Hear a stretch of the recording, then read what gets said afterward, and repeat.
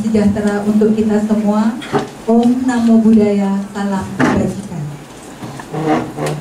Yang terhormat Dr. Sri Igusti Ngurah Arya Wedakarna, MWS 3, yang kami hormati Ketua DPRD Kabupaten Bangli atau yang mewakili, yang kami hormati Kepala Dinas Lingkungan Hidup dan Kehutanan Kabupaten Bangli atau yang mewakili, yang kami hormati Kapolres Bangli atau yang mewakili, yang kami hormati Kapolsek Kintamani atau yang mewakili, yang kami hormati Camat Kintamani atau yang mewakili, yang kami hormati Perbekal Batur Utara, serta Bapak Ibu tamu undangan yang kami banggakan.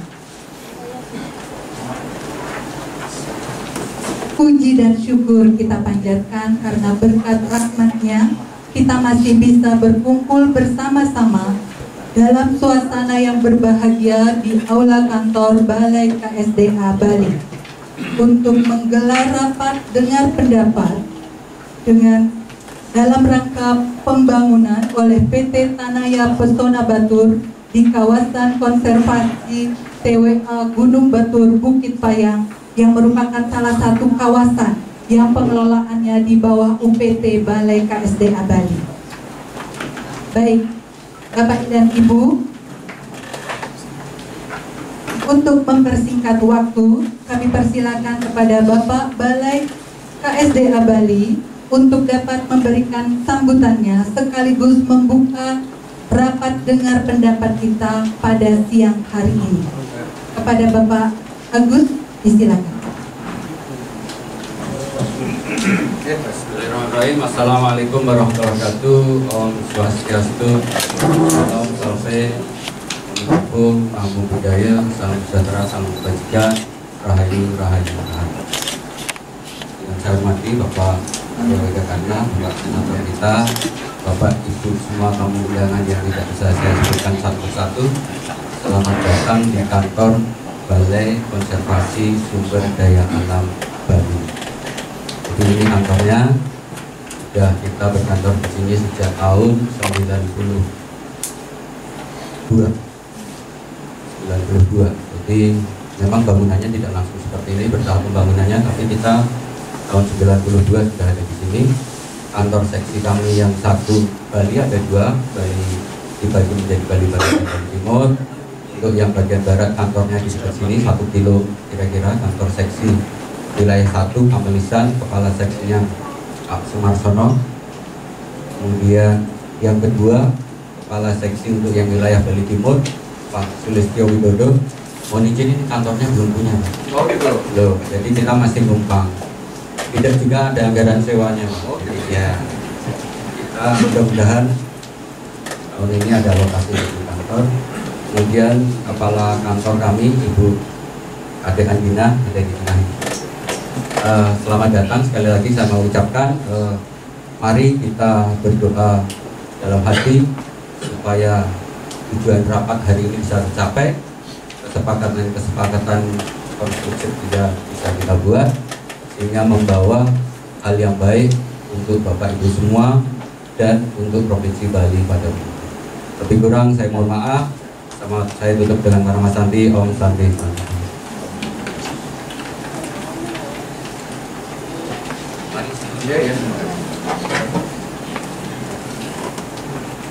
Acara selanjutnya adalah rapat dengar pendapat masyarakat, akan dibuka oleh Bapak Senator kita, Bapak Dr. Sri Arya Wedakarna. Kepada Bapak Senator, disilakan.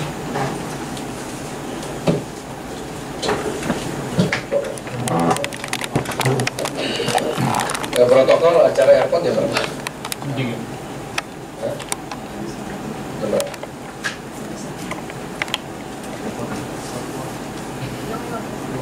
Sekarang ya. Mana ini?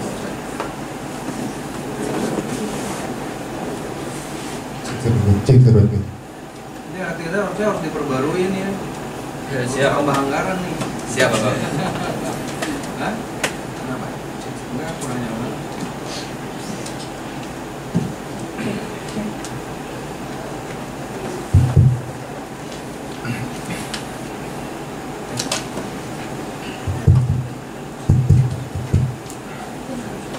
Ya, saya mau ke airport soalnya nih mau marah-marah sebentar gara-gara mobil babi yang dilarang.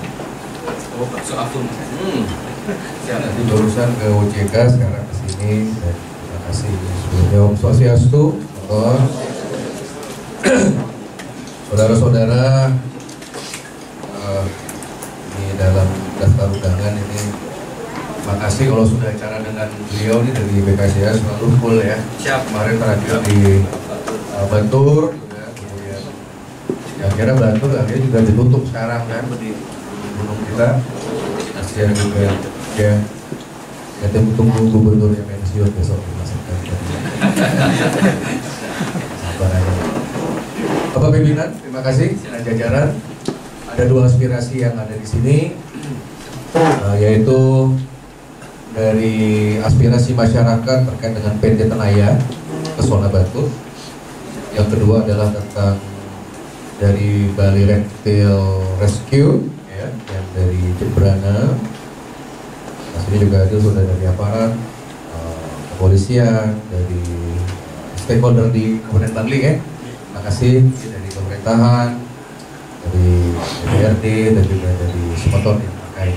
Pertama-tama yang ingin sampaikan bahwa kehadiran tiang makin di BKSDA pada hari ini bertepatan dengan masa reses yang diamanatkan oleh undang-undang, dan tentunya dari beberapa permasalahan terkait dengan konservasi ini nanti akan kita tindak lanjuti dengan rapat di masa sidang bulan Agustus. Jadi para penyalur aspirasi tidak usah khawatir bahwa apapun hasil yang kita rapatkan tentunya akan dibahas secara pusat. Dan kadang-kadang ada kebijakan-kebijakan yang memang tidak ditentukan oleh daerah. Kedua, dia sampaikan bahwa kami dari Komite 1 Bidang Hukum tentunya kita melihat segala permasalahan terkait dengan landasan hukum, payung hukum. Walaupun ini tentang konservasi alam ini terdapat komite yang berbeda, tapi yang lebih kepada produk perundang-undangan termasuk aturan-aturan turunan ya, kontrak terkait juga dengan masalah MOU di keurusan dia. Nah, karena kami dari Komite Hukum selalu rutin rapat dengan Kapolri, rapat dengan Menko Polhukam, rapat dengan Jaksa Agung, rapat dengan KPK. Nah, ini sekaligus yang datang ke sini mau ya mengevaluasi ya apakah nanti dari aspirasi masyarakat, dari pimpinan-pimpinan BKSDA yang ada di Provinsi Bali nanti ada masukan-masukan, evaluasi ya seperti tadi pagi saya di BRI sama di OJK sudah saya putuskan ada penggantian beberapa pejabat. Ya, jadi ada 4 orang pejabat yang mau kalau bisa jangan kerja di Bali. Kebetulan kita punya 3 provinsi baru di Papua. Bolehlah bantu di Papua. Ada provinsi baru KN di Kalimantan. Jadi kalau nanti siapapun itu, ASN dan lain sebagainya, kalau nanti kerjanya nggak becus, saya nggak mau nanti ditempatkan di Jawa atau Bali, terlalu nyaman. Silakan di luar. Itu kewenangan saya. Apalagi ini dari menteri kan masih agak sedikit agak goyang ini. Apakah mau reshuffle apa enggak? Itu urusan saya dengan presiden.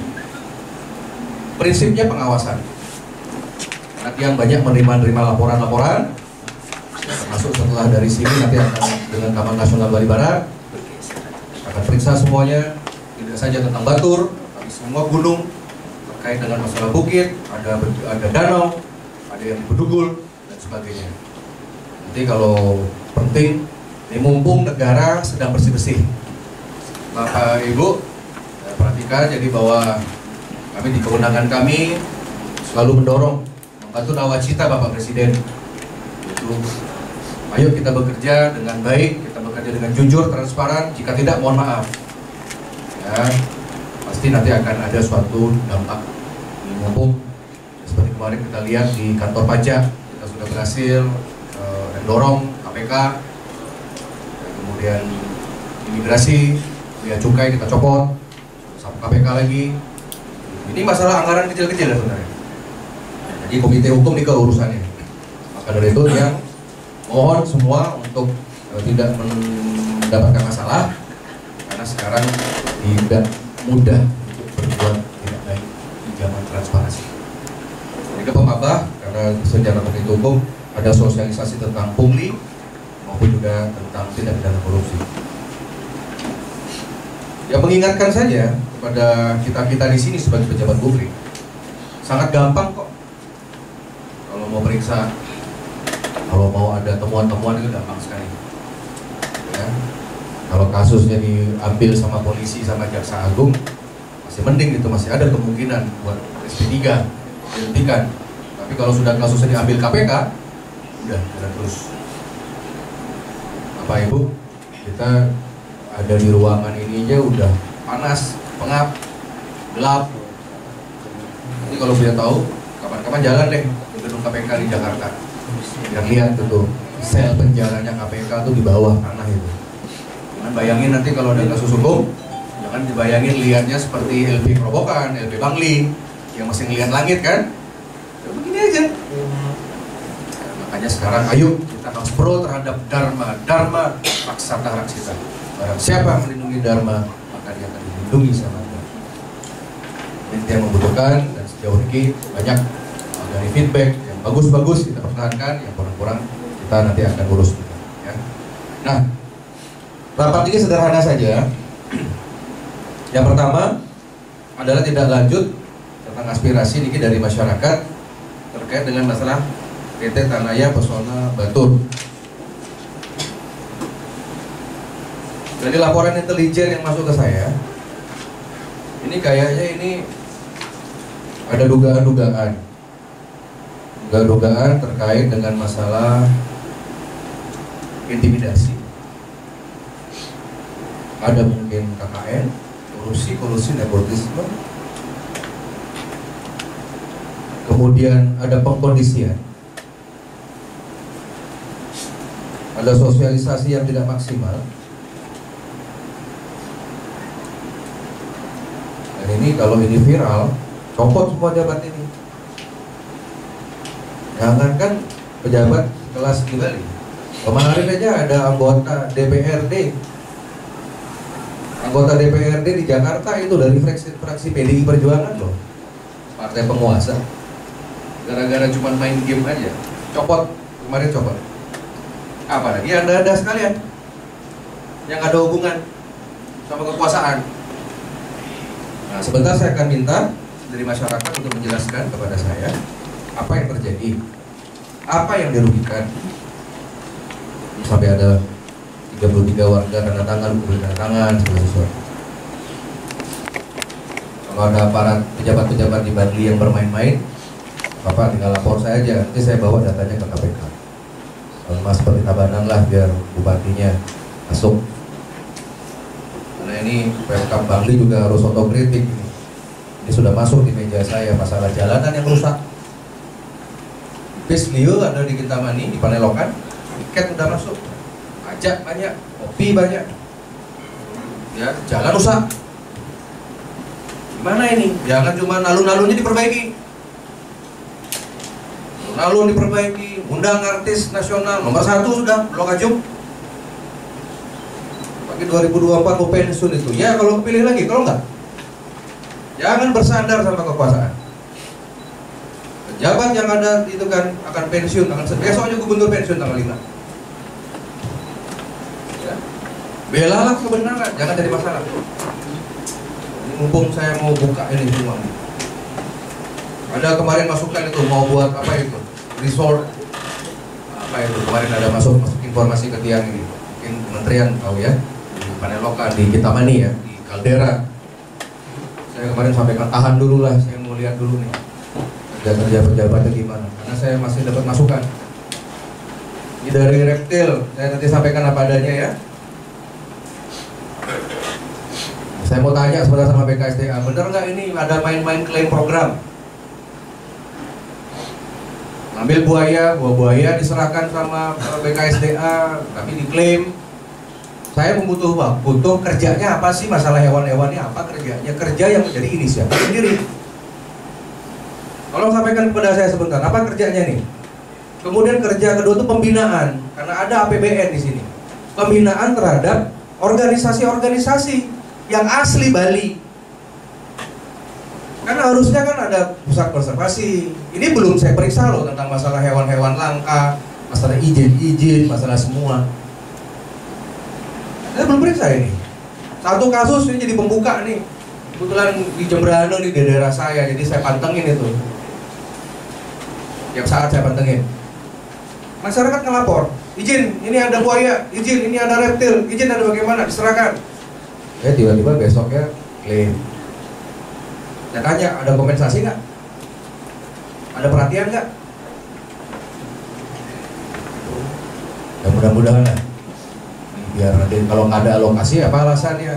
Tolong dibimbing dong, dikasih suatu bimbingan. Duit banyak kok. Ada duit kok di sini. Ada duit di kementerian. Tugasnya kan begitu. Ya.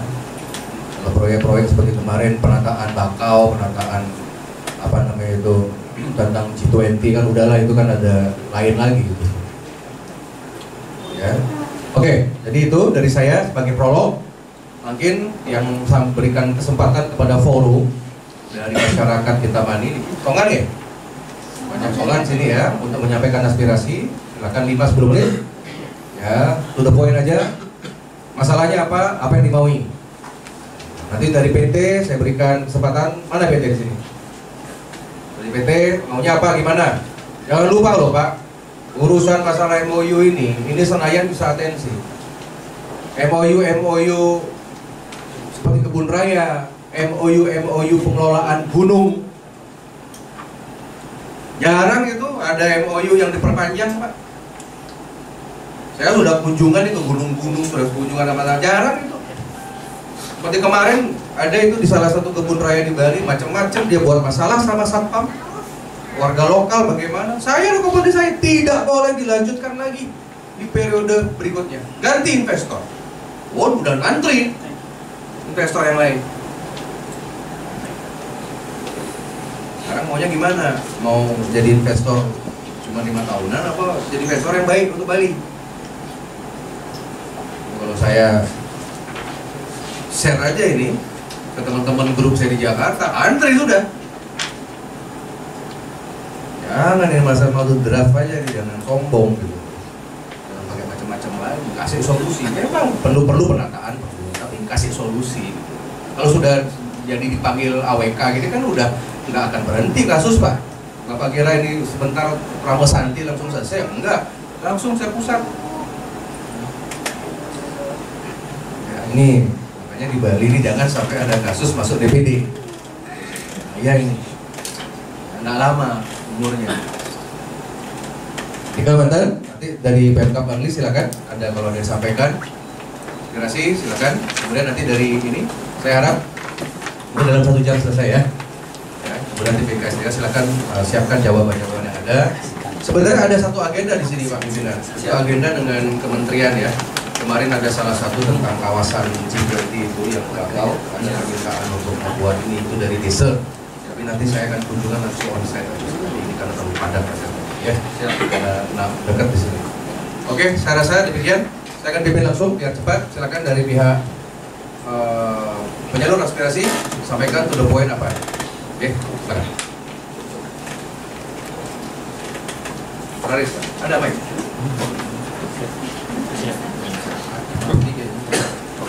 Kayaknya ganti baterai. Ganti sebelah kanan yang di warga. Sudah diikuti ini jalan.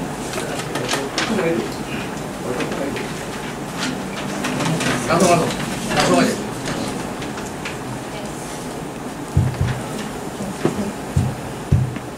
Om Swastiastu, selamat pagi semuanya. Langsung aja.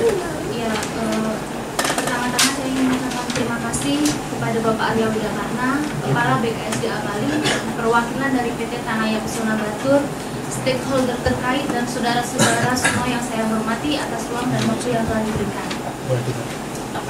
Perkenalkan, nama saya Nia. Saya mewakili masyarakat yang terdampak dengan akan diadakannya proses pembangunan oleh PT Tanaya di kawasan konservasi BWA Gunung Batur. Kami keberatan dan menolak kehadiran serta proses pembangunan oleh PT Tanaya Pesona Batur. Bisa kami sampaikan sedikit tentang sejarah peradaban masyarakat Batur. Sejarah masyarakat Batur memang berawal dari kaldera di kaki Gunung Batur. Dikarenakan adanya letusan dahsyat di tahun 1926, sebagian masyarakat pindah ke atas dan sebagian masyarakat masih tetap tinggal di kaki Gunung Batur. Sebagian masyarakat yang terdampak ini mempunyai latar belakang yang berbeda, kapan dan bagaimana mereka menempati kawasan hutan yang sekarang menjadi kawasan konservasi. Serta keberadaan kami ini telah diakui oleh kepala desa kami dengan bukti surat keterangan tinggal. Kami tinggal di hutan karena kami memang miskin, Pak. Kami mencari penghidupan dengan mencari ikan di danau, memanfaatkan lahan untuk pertanian seperti bawang, kul, cabai, dan terong. Kami mendirikan pondok berdekatan dengan lahan yang kami garap, dan pondok tersebut pun jauh dari kata layak untuk tempat tinggal kami. Kami miskin dan bodoh, tapi kami ada dan tinggal di sana berpuluh-puluh tahun secara turun-temurun. Kami yang miskin dan bodoh ini yang selama ini telah melestarikan hutan dengan melakukan pembibitan pohon kayu putih. Kami yang menjaga hutan dari kebakaran hutan. Kami menjaga alam sekitar dengan tidak menebang pohon, bahkan satu batu pun tidak kami rusak. Bukan BKSDA ataupun PT Tanaya Pesona Batur yang telah melestarikan alam di sana. Bukan, Pak. Kami semua yang telah melestarikan alam di sana. Dari tadinya alam gundul, kami masyarakat melakukan pembibitan di sana. Tapi keberadaan kami ini dianggap tidak ada oleh PT Tanaya. Dimatikan hak-hak kami dengan mengatakan kami telah melakukan perbuatan melanggar, keterlanjuran secara non-prosedural atas pemanfaatan lahan dan tempat tinggal yang telah kami kelola secara turun-temurun bahkan sebelum kemerdekaan negara ini. PT Tanaya datang kepada kami dengan sudah mengantongi perizinan yang telah diterbitkan oleh Kemen LHK. Dan kepada Bapak BKSDA yang saya hormati dengan seragam dan jabatan Bapak, di mana perasaan dan hati nurani Bapak kepada masyarakat miskin ini yang telah menjaga kawasan konservasi. Satu hal yang ingin kami tanyakan kepada Bapak, kalau kami dianggap melanggar karena telah menempati kawasan konservasi secara turun-temurun dengan itikat baik telah menjaga dan melestarikan alam di sana, lalu bagaimana dengan perorangan ataupun kelompok yang telah melakukan aktivitas bisnis dengan begitu mewahnya di kawasan konservasi? Apakah mereka mempunyai izin untuk melakukan aktivitas tersebut, sedangkan bisnis tersebut nyata di depan mata dan mereka mendirikan bisnis tersebut masih dalam hitungan tahun? Di mana fungsi pengawasan BKSDA? Tolong jelaskan kepada kami yang bodoh ini, Pak. Kalau Bapak BKSDA mau bekerja, tertibkanlah mereka yang mendirikan, baik berkelompok ataupun perorangan, mendirikan seperti rumah, bangunan, atau aktivitas bisnis di sana yang hanya masih dalam hitungan tahun dan tanpa ada kontribusi selama ini untuk menjaga kawasan.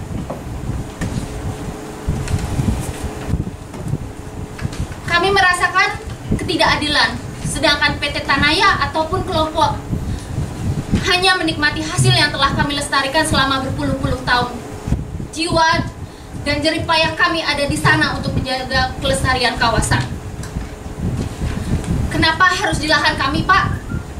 Karena PT Tanaya tahu betul bahwa lahan kami sudah begitu indahnya dengan pepohonan dan eksotis. Kenapa PT Tanaya tidak membangun di lahan yang masih gundul dan tidak ada pohon, sedangkan masih banyak lahan gundul dan kosong di sana? Dengan ada atau tidaknya proses pembangunan resort oleh PT Tanaya ini, setidaknya mereka dan kelompoknya masih kenyang dan kepala mereka masih di atas. Dibandingkan dengan kami masyarakat kecil ini, kami tersisih dari sumber penghidupan kami. Kami hanya mencari sesuap nasi untuk keluarga kami, bukan berbisnis untuk memperkaya diri sendiri ataupun kelompok. Sekarang, dengan adanya aktivitas alat berat yang telah bekerja di sana, telah terjadi eksploitasi kawasan, pemecahan batu-batu alam, dan bahkan aset warga berupa pipa dan kabel listrik pun ada yang rusak karena aktivitas alat berat. Berpuluh-puluh tahun kami tinggal di sana dengan harmonis, damai, tentram, saling menghargai satu sama lain. Tidak pernah ada satu pihak pun yang mengusik keberadaan kami. Tapi sekarang dengan hadirnya PT Tanaya telah merusak kedamaian, kenyamanan, dan kebahagiaan kami. Bahkan dengan saudara sendiri pun kami tidak bertegur sapa dan berselisih paham karena suara kami telah dipecah. Kami dibenturkan dengan manajemen konflik untuk kepentingan PT Tanaya dan kelompoknya. Telah terjadi permusuhan antar saudara dan warga yang lainnya. Oleh karena itu, saya mohon dengan sangat dan rendah hati kepada Bapak Arya Widakarna untuk mempertimbangkan masalah yang kami hadapi ini. Kami masyarakat miskin, bodoh, dan buta akan hukum membutuhkan figur yang memanusiakan manusia dan ada untuk masyarakat kecil yang tertindas. Kami jengah, Pak. Kami lelah dengan ketidakadilan ini. Kami mengais keadilan di negeri kami sendiri. Saya rasa cukup sekian dari saya. Kami berharap masih ada keadilan di negeri ini untuk kami. Untuk selanjutnya biar saudara-saudara yang lainnya yang akan menjelaskan lebih lanjut. Sekali lagi saya ucapkan terima kasih. Om Santi Santi Om. Silakan, ada tambahan? Ada? Satu lagi? Oh iya, itu aja cukup. Siapa namanya tadi? Nia. Sekarang saya mau tanya, ini berapa kakak? Gak apa-apa jawab ya. Berapa? Iya, aku cek di data ya Pak.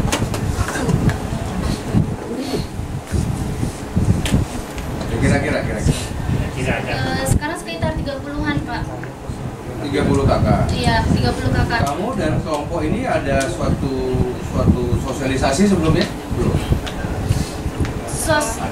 Setelah sosialisasikan jadi begini, sosialisasi di dalam forum ini ya Pak ya. Jadi BKSDA mendampingi investor, mengatakan kepada masyarakat bahwa ini PT Tanaya, mereka sudah mengantongi izin untuk pengelolaan kawasan. Ini pusat Pak ya? Ini pusat. Apa daerah di sana? Oke, terus? Oke, sosialisasi sebelum itu. Jadi sosialisasi ini ada oknum dari BKSDA datang kepada kami bahwa mengatakan akan ada investor. Itu pun tidak menyeluruh ke semua masyarakat. Tidak dijelaskan investor ini seperti apa atau nanti lahan kami mau diapakan.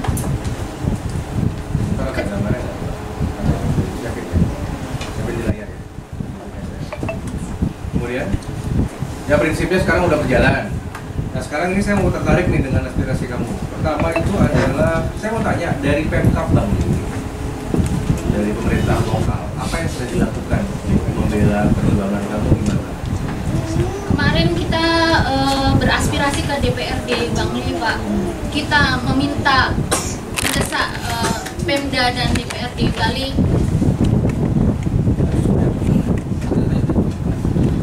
masyarakat ini meminta dan mendesak DPRD Bangli dan Pemda untuk menghentikan aktivitas alat Iya, berat. hasilnya apa? Tadi masih kerja. Ketua DPRD Bangli menyampaikan akan di waktu berikutnya memanggil pihak investor dan BKSDA. Sepertinya sudah dipanggil pihak investor dan BKSDA. Jadi kita menunggu jadwal DPRD untuk dipertemukan dengan LH Bangli hadir ya? LH ya, ntar Terima kasih atas Pak. Bentar dulu, sebentar. Kemudian apa yang dilakukan Bang Bangli? Itu aja. iya akan dijadwalkan. Sekarang yang 3 kakak tinggal di mana? Kita masih tetap di sana? dalam kawasan. Jadi masyarakat ini terbagi menjadi 2 Pak, masyarakat Batu Utara dan Songan.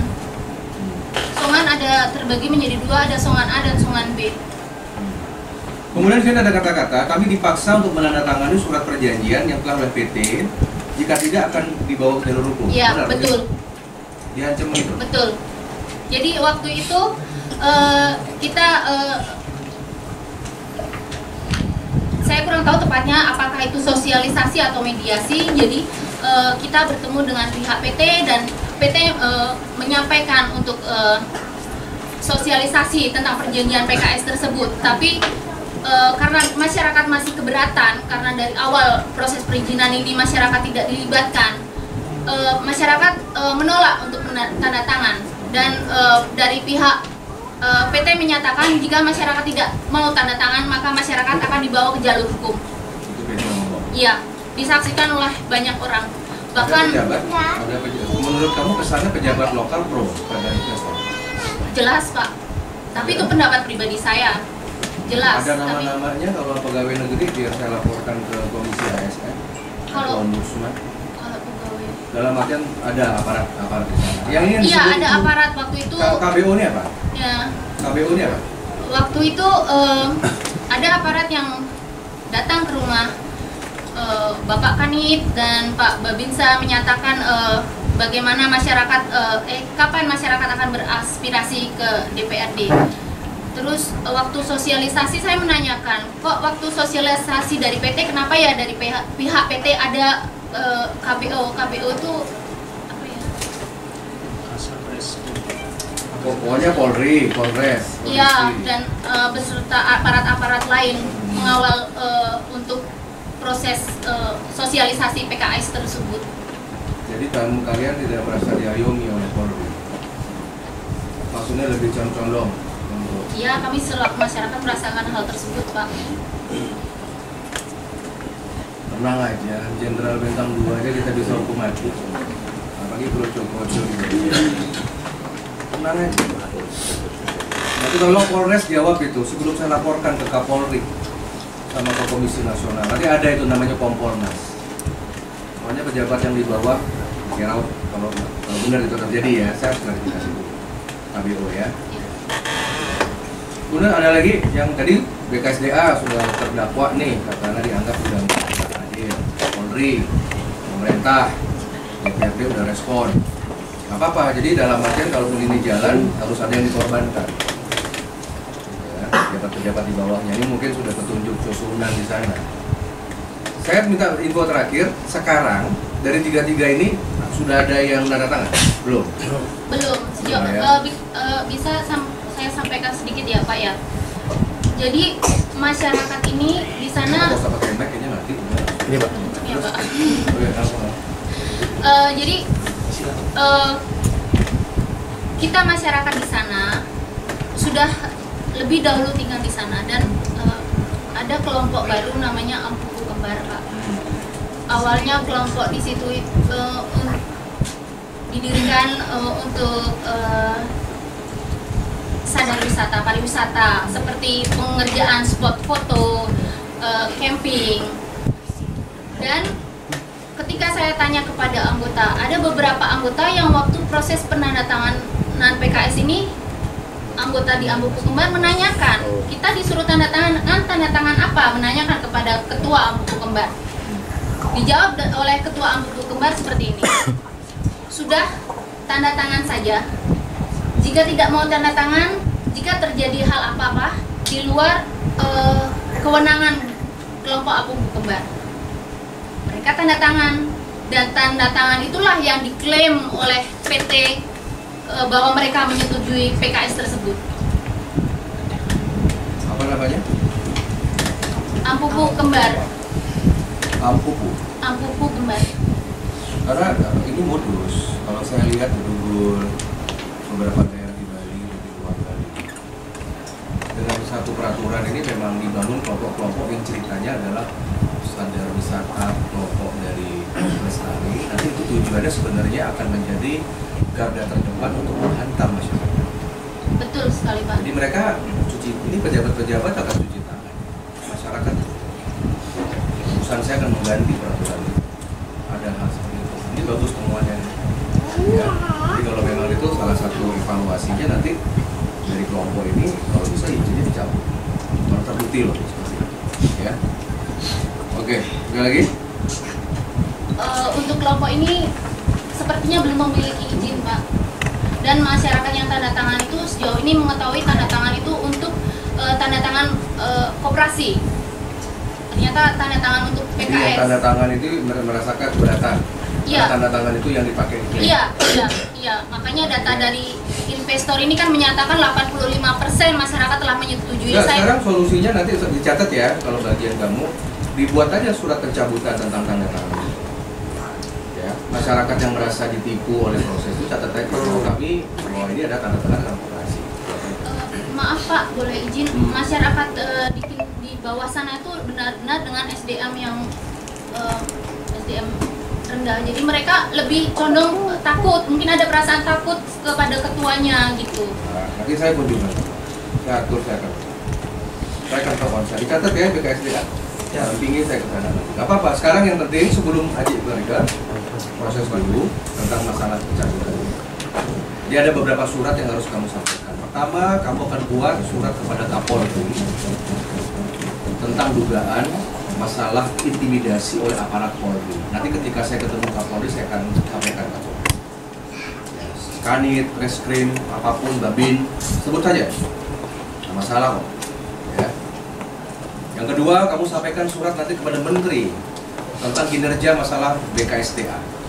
Kalau ada misalkan nama, besok kalau ada orang datang di foto, ada absensi.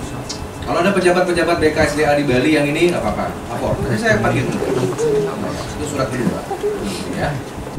Maaf Pak, menterinya menteri siapa? Urusan saya itu. Jadi ya kayak kemarin kan ada beberapa pejabat kabel saya coba nggak nyampe. Nanti baru kita masukkan kalau ada urusan keuangan. Nanti saya juga periksa ini. Kepala staf hukum periksa itu ke BKBM berapa kontribusi dari PT. Saya harus tahu angkanya. Ya, kamu buat surat itu nanti ke PKBM, jadi agar PKBM bisa nanti misalkan menunda dulu izin. Selain ada masalah dari hukum, kita bisa menunda itu lagi. Tapi pada prinsipnya jalur hukum dan jalur terakhir. Sekarang yang dimaui oleh tiga-tiga ini apa? Apakah mau kawasan yang Anda ini steril dari masalah pembangunan? Kan gitu. Ya, kalau untuk menggagalkan yang namanya, karena peraturan perundang-undangan memungkinkan investor itu ada. Nah, cuma hikmahnya adalah nanti saya akan minta ke BKSDA seluruh data investor yang ditangani oleh BKSDA, lokasi, lokus semua bawa ke DPR. Nanti kita ke periksa ya. Jadi di Batur ini yang ada di mana sebenarnya di kawasan organisasi. Saya rapi. Dimasukkan itu, ya nanti disiapkan minggu depan. Ya, surat seluruh data investor di wilayah Provinsi Bali. Siapkan ke saya nama PT, alamat perusahaan itu, termasuk juga lokus di mana dia beroperasi dengan luasan berapa. Seperti PT Tengayam kan 88 hektar, satu bin aja semua. Nanti urusan saya sama kolega. Oke, sekarang maunya apa? Kami masyarakat sepakat untuk menolak proses pembangunan, menolak perizinan. Berharap perizinan ini bisa dibatalkan. Oke. Itu yang pertama. Yang kedua apa harapannya? Kalau seandainya ini jalan nih, karena investor juga punya hak hukum. Sekarang misalkan nih, gimana? Apakah kawasan, saya bicara tentang kawasan ini ya, yang 33 KK ini steril nih? Apa maksudnya dalam satu kawasan? Apa tiba-tiba? Terpencar. Tapi masuk ke dalam 22 hektar yang proses tahap pembangunan oleh PT Tanaya. Oke. Jadi harapannya iya, tapi nggak apa-apa, pengen aja Pak. Itu dulu ya, 22 hektar. Kalau seandainya misalkan ada relokasi dalam suatu kawasan? Kami berharap kami tetap di lokasi yang kami tempati, Pak. Kami tidak mau untuk direlokasi karena kami yang menjalankan di sana. Kalau kami direlokasi dengan skema yang telah diberikan oleh PT Tanaya, lahan di sebelah sini, rumah di sebelah sana, itu sangat memberatkan kami, Pak. Contoh, saya punya anak kecil, kalau saya ke kebun, anak saya taruh di pondok, kalau dia nangis saya dengar. Sekarang kalau rumahnya jauh, siapa yang jaga anak kalau saya harus ke kebun? Belum lagi bapak-bapak yang nggak bisa naik motor, harus angkat-angkat makan ikan yang ketambak, sedangkan lokasi rumah itu jauh. Ya nanti ada plan A dan B. Tidak semuanya kan yang tadi urusan saya. Tapi salah satu tadi yang menarik itu adalah kawasan kebetulan yang dihuni itu, yang dua-dua ini sebenarnya sudah terawat ya. Iya benar. Sudah terawat, maksudnya tinggal dipakai aja. Iya betul sekali Pak, betul. Masyarakat ini Bapak ini, beliau yang melestarikan salah satunya. Ya nanti tiap tahun mereka. Tenang aja, saya akan harus lihat. Kemudian selanjutnya yang terakhir, ada kompensasi selama proses dari awal sampai sekarang, misalkan kompensasi yang udah diterima? Tidak ada sama sekali. Kecuali memang mekanisme skema relokasi itu. Atau janji untuk CSR atau macam-macam. Ada di kontraknya ada CSR atau macam-macam? CSR pun itu dari PT Tanahya kami menanyakan, beliau tidak bisa menjelaskan dengan pasti apa itu bentuk CSR itu.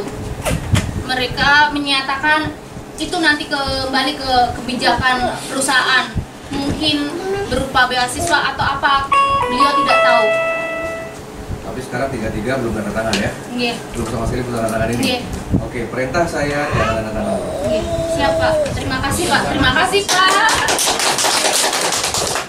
Urusan saya, kalau ada yang maksud ya, ya. Jangan mau tanda tangan, jangan mau apa, nanti kita lihat. Nanti urusan saya, apakah nanti dari 88 dikurangi 22 hektar, dikurangi berapa, itu urusan saya. Ya, perintah saya ya, harus ada izin. Besok kalau ada tamu, kalau ada apa, foto mukanya, jabatannya apa, ibu-ibu ASN ini bisa dipecat, ada komisi ASN, bisa itu. Kedua, bisa dilaporkan kalau ada pelayanan tidak netral, laporkan ke ombudsman. Surat itulah yang dipakai menjadi salah satu untuk bicara. Tenang saja, negara hukum.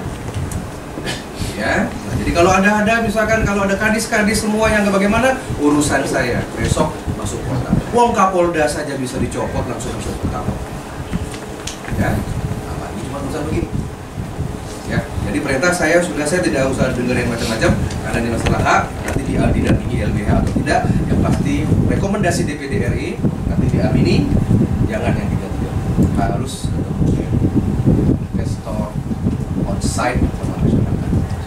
Oke, ini sudah urusan sudah senayan. Ada lagi? Abon?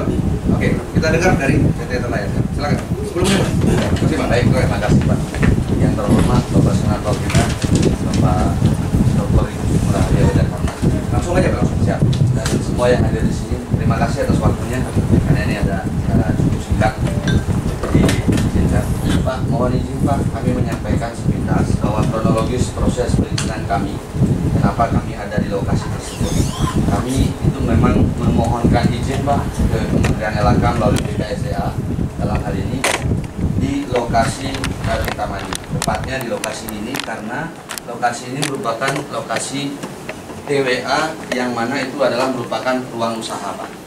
Jadi atas dasar itu kami dikasih izin di lokasi ini Pak. Jadi mekanisme izin pun kami lakukan sudah dari dasar sekali Pak, dari dukungan masyarakat atau dukungan Desa Adat Batur, termasuk juga pertimbangan teknis dari Dinas Pariwisata Kabupaten Bangli, izin lingkungan dari Kabupaten Bangli, tata ruang dari Kabupaten Bangli juga, dan termasuk Pertek SDA Pak. Setelah itu mengenai konsep rencana dan desain yang kami mohonkan dalam izin ini pun disahkan langsung oleh Dirjen dan Direktur PJLKK Pak. Nah atas dasar itulah dalam pertek tersebut juga menekankan sama kami bahwa tetap memberdayakan masyarakat setempat Pak. Jadi atas proses tersebutlah terbit izin definitif kami di tahun 2002 kemarin. Kami tahu Pak di sini awal memang ada kegiatan ataupun aktivitas masyarakat. Jadi atas dasar juga perintah dari Pertek itu kami tetap akan memberdayakan dan mengakomodir kepentingan masyarakat Pak. Jadi secara existing izin kami tampilkan situasinya seperti ini. Konsep pemberdayaan yang kami tawarkan kepada masyarakat adalah kami tetap memfasilitasi kegiatan pertanian terhadap masyarakat yang ada Pak. Jadi di areal yang kami arsir merah inilah nanti akan kami jadikan satu zona pertanian Pak. Jadi mohon maaf, yang sekarang ini kan ada pertanian itu terpencar-pencar. Jadi rencana dan maksud kami akan jadikan satu untuk menjadi satu zonasi atau satu kawasan pertanian. Dan pun masyarakat yang ada di dalam arsiran tersebut yang sudah bertani di sana itu pun tidak kami ganggu. Itu akan justru kami tata dengan baik, tata dengan lebih terkesan bisa nyambung lah Pak dengan konsep ekopark. Jadi opsi dari petani PT hanya akan relokasi. Betul untuk pertanian Pak yang pertama itu lengkap Pertanian itu yang kami siapkan pun itu sebelum kami siap dinyatakan oleh petani yang kami akan relokasi ini, kami pun tidak akan pindahkan, Pak. Untuk yang tempat tinggal gimana? Yang untuk tempat tinggal mohon maaf, Pak, karena kami dapat informasi juga bahwa tidak boleh katanya ada tempat tinggal secara aturan di kawasan hutan. Jadi ada peraturan atau undang-undangnya seperti itu, biar kami juga tidak salah. Ada solusi kami menyiapkan satu sarana UMKM, Pak. Jadi sarana UMKM yang kami maksud itu, kami memang akan pindah sedikit. Mohon maaf sekali, Pak, saya sentuh lewat. Ini, Pak, memang belum kami di area sini, Pak. Itu rencana pun kami akan buatkan satu stand atau suatu bentuk mungkin kios, Pak, yang bisa dimanfaatkan oleh masyarakat yang terdampak ini sebagai lokasi untuk kegiatan UMKM, Pak. Ini maksudnya ini terkait housing, Pak, perumahan. Kita nggak bicara tentang UMKM itu bisa itu kecil, itu bagian CSR. Ini sekarang bahasa gampangnya gini deh, kalau memang benar-benar nawacita Jokowi gitu ya. Siapa? Ini ada tiga kakak nih. Dia sudah punya rumah existing bahkan sebelum Indonesia merdeka. Dan negara, saya sebagai pejabat negara, salah satunya harus melindungi, apalagi presiden. Kan? Maksudnya sekarang harus ada solusi, karena itu kan termasuk, kalau menurut saya sih, pejabat di pusat yang mengeluarkan izin-izin, termasuk BKSDA sebagai kepanjangan kementerian, harusnya itu proses bisa diselesaikan terlebih dahulu sebelum semuanya keluar. Gitu ya. Kalau di lingkungan kita punya AMDAL, ini kan kita ngurusin manusianya nih. Buat apa berusaha di Bali kalau tidak yakin dengan Trihita Karana? Manusia dengan manusia loh, Pak. Nah sekarang Punapi ini tiga-tiga ini jangan kaku kalau dibuatkan UMKM, ya itu adalah bagian kompensasi loh ya, bagian dari memberdayakan. Tetapi untuk housing ini nggak bisa. Orang korban kemarin di Songan yang meninggal karena banjir bandang aja, itu saya kok rekomendasikan sama menteri untuk bisa dapat tanah pengganti. Kemarin banjir bandang di Jemberana juga direlokasi. Bagaimana ada lahan negara, ada lahan provinsi di sana. Jadi sebenarnya nggak bisa lanjut, nggak bisa tuntas sebelum ada solusi housing. Logikanya di sana. Nah, itu tolong dimasukkan ke dalam catatan. Dan kemudian ini saya mau tanya nih, ini yang tadi katanya saya belum tahu ya, belum ngerti gitu, ada kayak apa jati putih, kayu putih. Kayu putih. Misalkan itu yang dianggap oleh Sumarto Niki sudah terdata, itu nanti mau dijadiin apa? Ini anggap nih direlokasi nih, nanti mau dijadikan apa di sana? Kebetulan, Pak, yang untuk kawasan kayu putih itu memang nggak kena bagian dari yang kami akan bikin sarana. Ini resort. Itu tetap. Ini resort. Tidak resort sebenarnya, Apa konsepnya. Kami yang pertama kami bangun itu memang hot spring, Pak. Yang kedua itu kami bangun amphitheater. Karena tujuan kami memang pengen menampilkan satu boleh dibilang aktivitas budaya yang otentik dan ikonik di sana. Amphitheater itu kayak panggung gitu. Panggung, betul, Pak. Terus? Yang ketiga kami mau bangun lobby. Itu progres tahap Mau awal. bangun apa? Lobby, Pak. Lobby kami ya, lobby dari tahap awal. Ada akomodasi? Akomodasi nanti kedepannya ada, Pak, beberapa. Termasuk juga restoran, Pak. Begitu, Pak. Kami tidak membangun resort. Yang namanya resort asik integrasi. Iya, begitu, Pak. Ya, prinsipnya sekarang tapi sekarang belum ada berjalan ya. Hanya Belum, tadi pemecahan batu-batu, bagaimana itu dari mana itu? Itu kami buatkan untuk lahan pertanian sebenarnya, Pak. Karena ada beberapa yang di bagian ini yang masih kosong, yang tidak tertata. Kami tata itu untuk menyiapkan pertanian masyarakat. Karena kami belum melakukan kegiatan apa-apa selain itu, Pak. Ya sudah, siapkan kunjungan saya di sana. Siap. Saya akan lihat on site, termasuk Siap. juga yang ini. Iya. Nanti saya akan putuskan bagaimana ya. Nanti masalah dengan pusat harus dengar informasi ini. Iya. Karena jangan sampai nanti sistemnya mencik manggis, BKSDA melapor ke pusat semua baik aja. Iya, siap. Kemudian ternyata ada permasalahan. Ini bisa go spiral seluruh Indonesia, sama dengan masalah tambang, masalah apa. Konsekuensinya copot pejabat, Pak. Itu cara untuk menenangkan masyarakat. Nanti tinggal dibuat aja judul di koran 33 kakak asli, ya. Ini warga negara, jadi Bapak nggak usah bicara tentang asli ini, asli itu. Ini warga negara Indonesia loh, ini bukan masalah suku loh ya. Asli tidak akan terancam terusir bagaimana. Udah selesai, langsung ini selesai, bisa ini kan. Makanya dari tim Diki Semetonnya ada juga caranya untuk bisa menggugat, maksudnya untuk menghentikan izin bagaimana. Kita sudah punya mekanisme nih, ada gugatan perdata. ada gugatan di PT UN, ada itu bagaimana? Ada mekanismenya, tenang saja gitu. Jadi ini belum aman juga dari PT. Makanya kita kunci 3-3 ini jangan, karena nanti ketika masuk ke pengadilan atau misalkan masuk ke atas ada argumentasi di sana kan, untuk menaikkan posisi tawar dari 3-3. Ya, yang lain kan nggak ngaruh, jadi jangan dibentur-benturkan semua. Ya, jadi nanti saya diberikan ini Pak ya, ketika nanti kunjungan. Pak siapa namanya? Yang Ide Bagus Agastia Pak. Pak Ide Bagus. Yang Siap. pertama siapkan nanti akan kunjungan onsite. Oke, siap. Yang nomor 2 saya minta nanti mengenai gambar site planningnya gimana sih ke Siap. depan. Tadi lobby mana, ini mana gitu ya, amphitheater mana, bagaimana gitu ya, dengan rencana akomodasi. Yang penting dari awal udah terbuka terus terang aja. Oke. Mau dibuat apa? Lebih baik diselesaikan daripada sembunyi-sembunyi Pak. Iya. Nah nanti mengenai masalah akomodasi, masalah apa kan yang kita harus lihat juga kan. Amdala gimana masalah apalagi di sana kan ada kawasan Fiji, ada kawasan juga dekat dengan UNESCO site. Saya akan periksa di sana. Ini masih kata ini Belanda masih jauh ini. Udah dengan pengawalan saya masih jauh ini udah. Ya, apakah nanti apa namanya kontrak ya kontrak. Namanya orang pakai kontrak kan itu waktu berjalan terus. Jangan sampai seperti yang terjadi di Serangan, kontraknya sama negara berapa puluh tahun, tapi nggak dibangun-bangun di Serangan. Makanya kemarin dihajar sama KEK, sama daerah ekonomi khusus. Itu cara kami. Oke, kan caranya ini dikasih tanah, tapi nggak dikelola. Udah hajar dengan KEK, udah ambil alih investor, diam kamu kalau nggak dituntut.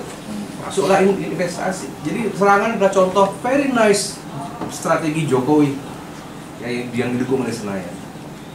Ya, sampai habis saja masa kontrak Bapak berapa, udah nanti direvisi kan. Bagi Bapak semeton Bali bagaimana? Jangan ngomongin tentang Trihata Karana deh. Kalau ini aja nggak beres.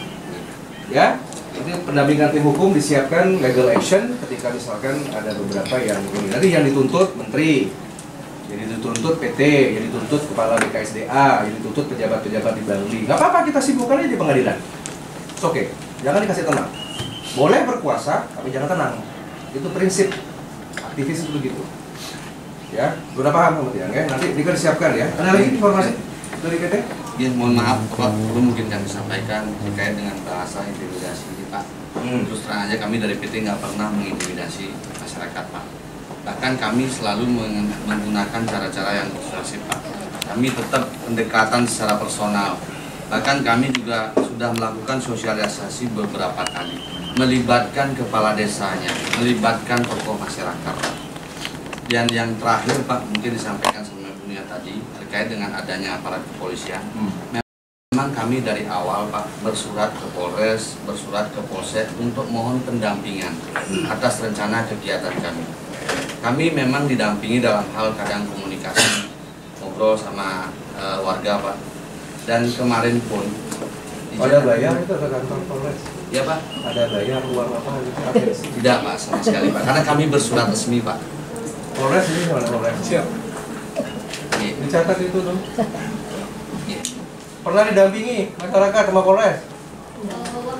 Kalau masyarakat kemarin dari Pak Kanit dan Babinsa beserta timnya datang ke rumah saya, dia menyampaikan bahwa katanya ada masyarakat yang akan beraspirasi dan beliau mendapatkan perintah dari atasan untuk mengawal kami ke DPRD Bangli.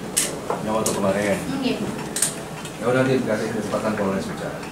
Ya, dengan direkam ini live nih di monitor Mabes nih. Ya. Yang penting besok-besok.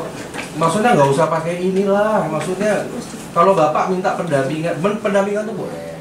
Silakan lah, itu siapapun. Tapi ini kan kita tidak menangani masalah konflik. Ini tidak eksekusi loh. Kalau pendampingan sana ke sini itu pertama muncul fitnah. Saya kan boleh tahu dong berapa sih dibayar, ada uang atensi nggak? Yang kedua, nggak usah serem-serem begitu sudah. Ini yang dihadapi kan ibu-ibu ya, penglingsir ibu-ibu. Ini kamu salut loh, saya Nia. Jarang ada orang Bali cewek bisa ngomong ini loh. Seperti ini, ngapain pakai polisi-polisian? Kalau Babin datang, dia netral. Nggak boleh bahasa untuk masalah sensitif begini. Nanti kena fitnah. Ya nanti besok difoto. Ya kalau ada acara gimana, ada datang dari PT Bagai tinggal foto aja. Ya sedikit maaf. Ya. Masyarakat juga sempat dipanggil ke Polda, Pak. Ngapain? Memenuhi panggilan klarifikasi Untuk terkait jadi Polda melakukan penyelidikan terkait pemanfaatan kegiatan usaha di blok Taman Wisata.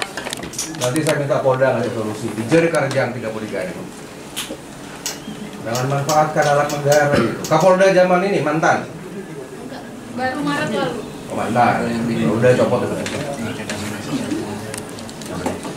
Ya, saya tambahkan sedikit terkait dengan apa yang disampaikan Bapak tadi itu, kepala desa ada 5 yang ada kepala desa di sana itu baru 2 yang tahu. Yang bertanda tangan Dari berapa? ada 5 kepala desa Batur dan Songan, Pak. Baru dua yang bertanda tangan. Kebetulan Bapak kepala desa ada di sini. Harusnya 5. Ya. Penyanyi di sini ini apa? Ya. Ada surat ini bulan Maret ada surat dari Polda? Ada. Coba kirim ke staf saya. Klarifikasi ya? Ya, Coba diproses itu. Ada nggak itu? Siapa cari pelakunya siapa? Surat Kapolda ya? Maret ya?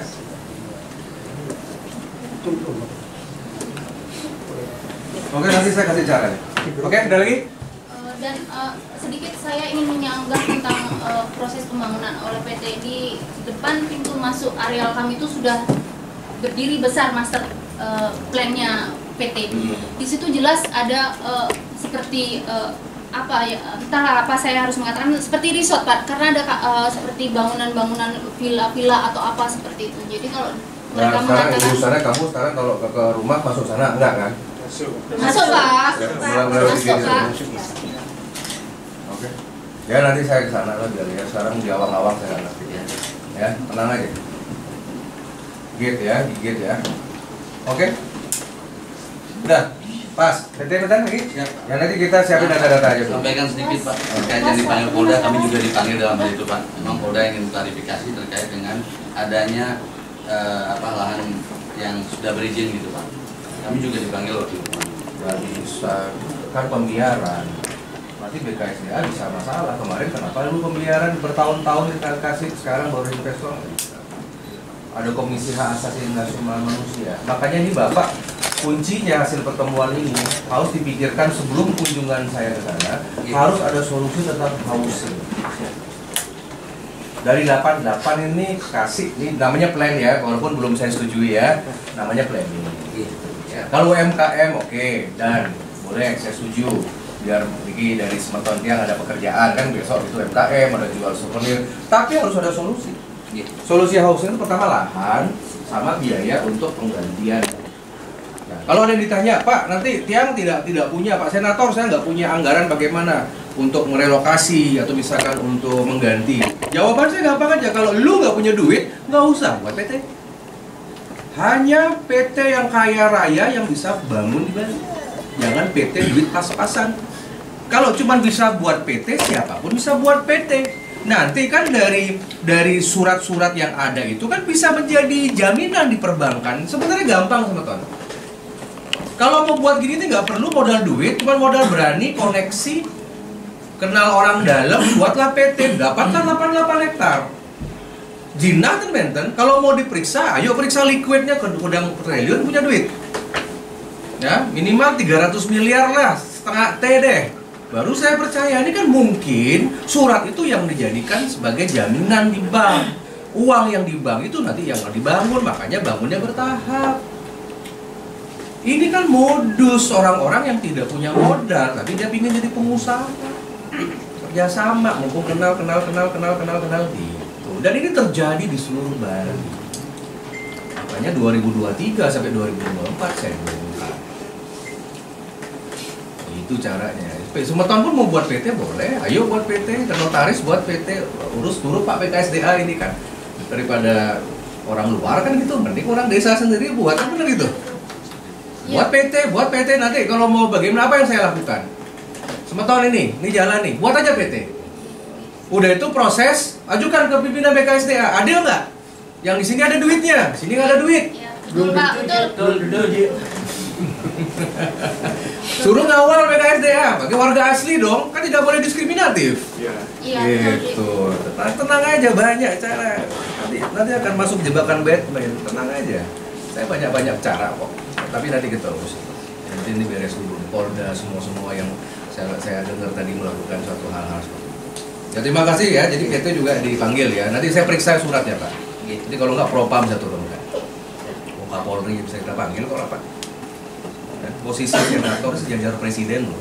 Makanya Pak Jokowi pidato tuh senator sebut dulu, baru menteri, baru gubernur. Kita bisa panggil dirjen. Ya. Bagus, ini menarik temuan saya. Ini Ibu Dewi Danu sampai nuntut ya. Senang ya. Nggak diterima kali ya, kemudian beliau sudah. Oke. Silakan, ada lagi yang saya udah siapkan mantan Bang ya? Dokumen ya, Astungkaret yang ngatur waktu lah, mungkin setelah galungan lah ya. Biar waktunya pas. Baik. Mengerucut nih, yang selesaikan. Yang dari Bang Li silakan. Ada dari Bapak dulu. Langsung aja Pak, solusi ke depannya. Ini dari tidak menangani putaran Pak.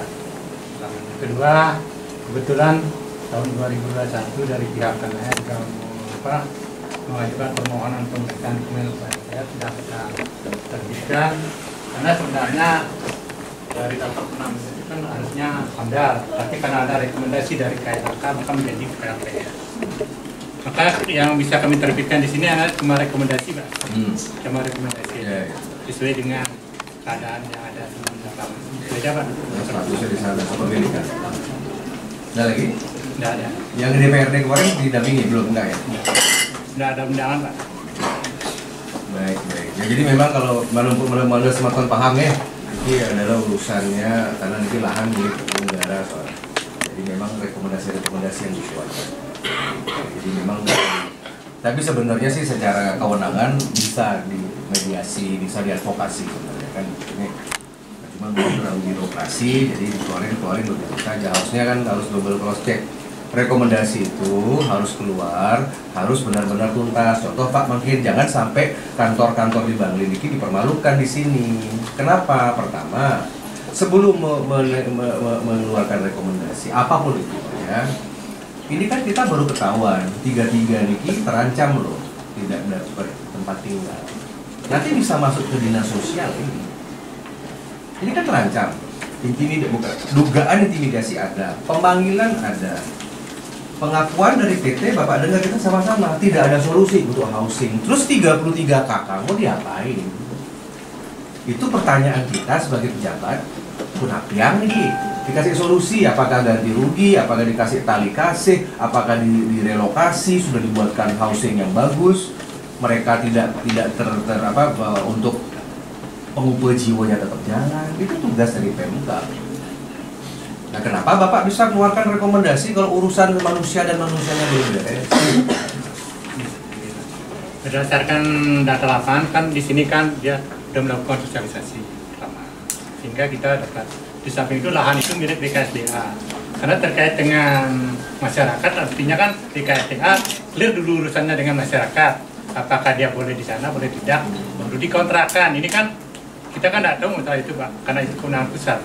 Kita di Kabupaten Bangli itu hanya tahu nanti kalau udah usaha ini berjalan, dia akan menggunakan masyarakat lokal sebagai tenaga kerja dan mempertahankan budaya masyarakat sana sebagai budaya petani, akan dimanfaatkan bila ada hasil-hasilnya akan direkrut dia yang ambil, sehingga usaha PT Tanaya inilah yang akan mengelola di sana gitu. Karena dia tidak di sana ada klausul juga, dia tidak akan membangun bangunan fisik yang besar karena dia tidak akan meratakan space yang ada. Rekomendasinya ada? Ada rekomendasi. Rekomendasi di sininya juga ada. Di klausul sini juga udah ada. Ini dokumennya Pak. Ini dokumen. Karena dari masyarakat ada tim hukum. Karena LBH. LBH kemarin ya? Mbak yang kemarin di Beleleng, aktif banget kemana-mana ketemu saya. Artinya gini, ya udah nanti saya masih pelajari ya. Kemungkinan ini masih masa rekomendasi atau keputusan BKSDA bisa kita gugat ke Petun. Kita bisa gugat nanti ke pengadilan. Ya, proses loh, karena terjadi pembohongan Pak. Itu kan katanya Bapak tadi. Tapi kan sekarang itu kan terupdate berapa waktu yang lalu. Ini per hari ini Pak. Rumah ini belum ada. Itu janjinya dulu kan gitu, sehingga apalagi tadi ada masukan ada gedung-gedung besar. Gedung besar itu speknya seperti apa? Setahu saya di daerah-daerah konservasi memang tidak boleh ada yang terlalu permanen besar karena itu milik negara kan, satu aset. Nah sekarang besarnya di mana? Sudah ada approve nggak tentang arsitekturnya? Nah itu dia harus mengadopsi alam, dia limbahnya juga harus terjaga, konstruksinya itu harus ada ukuran size-nya, ada atas bawah, atas apa? Ada batas bawah dan atas gedung. Tiba-tiba misalkan gedung lantai berapa? Itu kan mengganggu kawasan konservasi. Ya nanti disiapkan itu, coba ininya ya. Apa namanya, saya nanti minta model rekomendasinya Pak ya. Ada lagi Pak Samuel? Ya udah. Ampun. Ya tahu, saya tahu lah memang, tapi memang ke depan harus cross check. Kalau udah urusan ini ya, batur ya. Cross check 2 kali. Ya. Oke, silakan. Bapak tadi sama. Sama. Pak. Dari Polri. Oke, silakan Pak Polres. Tolong dijawab. Silakan. Baik, terima kasih. Jadi langsung aja. Iya. Jadi terima kasih yang pertama pada sponsor Langsung dengan BKSDA yang telah melaksanakan acara ini. Jadi kami mewakili Bapak Kapolres, saya selaku Kasat Pendidikan di Polres Bali. Jadi yang pertama saya mengucapkan terima kasih kepada semua masyarakat yang hadir di sini maupun keluarganya, termasuk dari PT Temaya yang selama ini sudah bisa menjaga situasi kondusif di wilayah Bali. Itu yang pertama.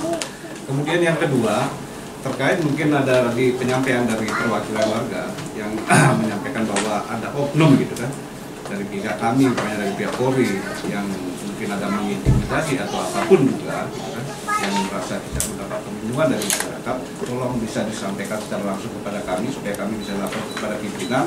Dan di dalam intern kami juga di pihak kepolisian itu ada propam, kemudian ada Infasda, nanti bisa diadukan kepada pihak propam, pasti akan ditindaklanjuti dan akan melakukan proses sesuai dengan aturan yang berlaku. Itu yang kedua. Kemudian yang ketiga, untuk ke depan karena kami dari pihak kepolisian itu hanya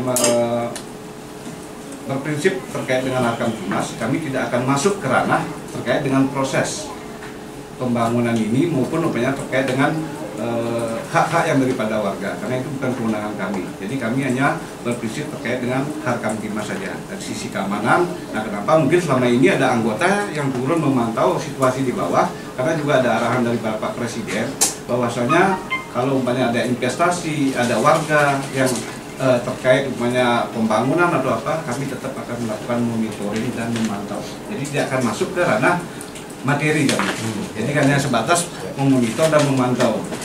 Nah kalau mungkin dalam pemantauan atau memonitor segala kegiatan masyarakat itu ada mungkin oknum-oknum yang menurut warga setempat gitu, ada yang kurang pas atau bagaimana dalam pelayanan, tolong disampaikan kepada kami nama-namanya siapa, nanti kan kami laporkan kepada pimpinan untuk bisa ditindaklanjuti sesuai dengan aturan yang berlaku.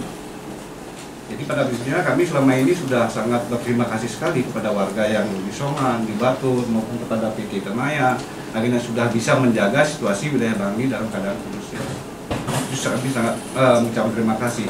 Dan termasuk terakhir, itu mungkin termasuk terakhir dari warga yang akan menyampaikan aspirasi ke DPRD dari pihak kepolisian juga sampai mengawal, ya sampai mengawal. Jadi apa? Jadi kami tidak akan memihak ke PT Temaya maupun ke pihak warga, tidak ada. Semua, gitu, semua warga negara pasti akan kami ayomi, lindungi sesuai dengan peraturan yang ada. Jadi tidak ada aplikasi sebenarnya.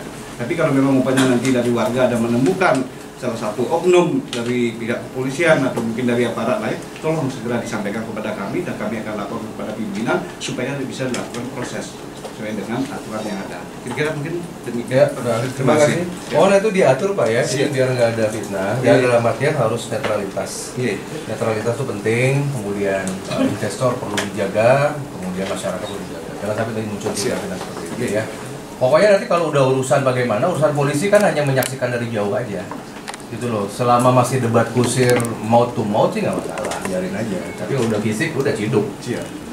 Ya, jadi itu ya tolong dijaga kondusivitas ya. Kalau sudah nanti ada kerusakan, ada sudah main fisik, presiden itu nggak bisa melindungi. Ya, itu tugas dari bapak-bapak kepolisian. Saya harus jaga institusi Polri. Ya, tadi sudah ada karena ini kan ada track record Pak, sampai misalkan masuk ke Polda, pasti kan ada yang melaporkan. Walaupun sifatnya klarifikasi. Yang tidak mau ada klarifikasi panggilan itu adalah untuk mengintimidasi. Ya nanti besok warga kalau ada panggilan ke Polres, ke Polda, nanti harus ada ini ya, koordinasi ketiga. ya nanti tiba-tiba aktif gitu, aktivis tiba-tiba TSK gitu. Karena kemarin ada itu yang di mana, yang di PLN ribut sama masyarakat Tinge-Tinge, ring beleleng. Baru kemarin sore yang mereka itu 5 orang udah diperiksa. Ya karena PLN melaporkan. Dan tadi dia udah minta daripada ribut ya usah. Oke, terima kasih. Ada lagi dari Bang Li? Sebentar. Sabun. Ya. Nanti Bapak mau sekarang nanti aja simpulkan ya. Simpulkan nanti aja ya. Siap. Oke. Ada lagi? Mohon izin sedikit, untuk saat ini masyarakat meminta PT Tanaya untuk sementara waktu menghentikan aktivitas alat berat sampai semua ini permasalahan ini selesai. Maksudnya alat berat apa? Kan sudah ada traktor di sana 2 Pak untuk mengerjakan lahan, pemecahan batu. Ya saya harus adil ya dalam artian sekarang gini, semua orang harus paham. Berdasarkan secara dasar investor punya kedudukan. Kalau sudah proses, sudah izin macam-macam sudah ada, walaupun sebenarnya dia kan lihatnya seperti surat yang ditandatangani sama kepala balai ini. Di sini kan saya sudah lihat. Jadi sebenarnya ada survei tentang masalah sosial kebudayaan, sosial masyarakat kan gitu. Kan tanda tangan nih, udah beberapa pejabat nih. Sebenarnya kan itu harus beres dulu urusan baru keluar surat gitu. Sedangkan dari Pemkab Bangli dia hanya akan mengeluarkan surat kalau sudah beres. Nah sekarang kan saya pertanyakan BKSDA di mana mainnya? Sekarang kan malu, dipermalukanlah sama semesta seperti ini. Karena di sini sudah ada jelas kok, ada survei tentang lingkungan, survei tentang sosial kebudayaan, tentang masyarakat tercantum, dan di surat ini aman. Kenapa itu bisa tanda tangan Pak Kepala kalau ternyata ada 3-3, 1 orang pun ada masalah, negara harus turun. Nah sekarang kan akhirnya dari pertemuan ini kan bola liarnya ini kan masuknya sekarang ke BKSDA. Pemkab Bangli, polisi, semua kan itu hilir. Ini kan hilir. Saya akan melindungi beliau-beliau ini. Sekarang BKSDA kenapa tanda tangan? Ini bahaya ini, sanksinya pencopotan ini. Bahaya ini Pak. Ya, sebenarnya nggak usah tanda tangan kalau belum beres urusan.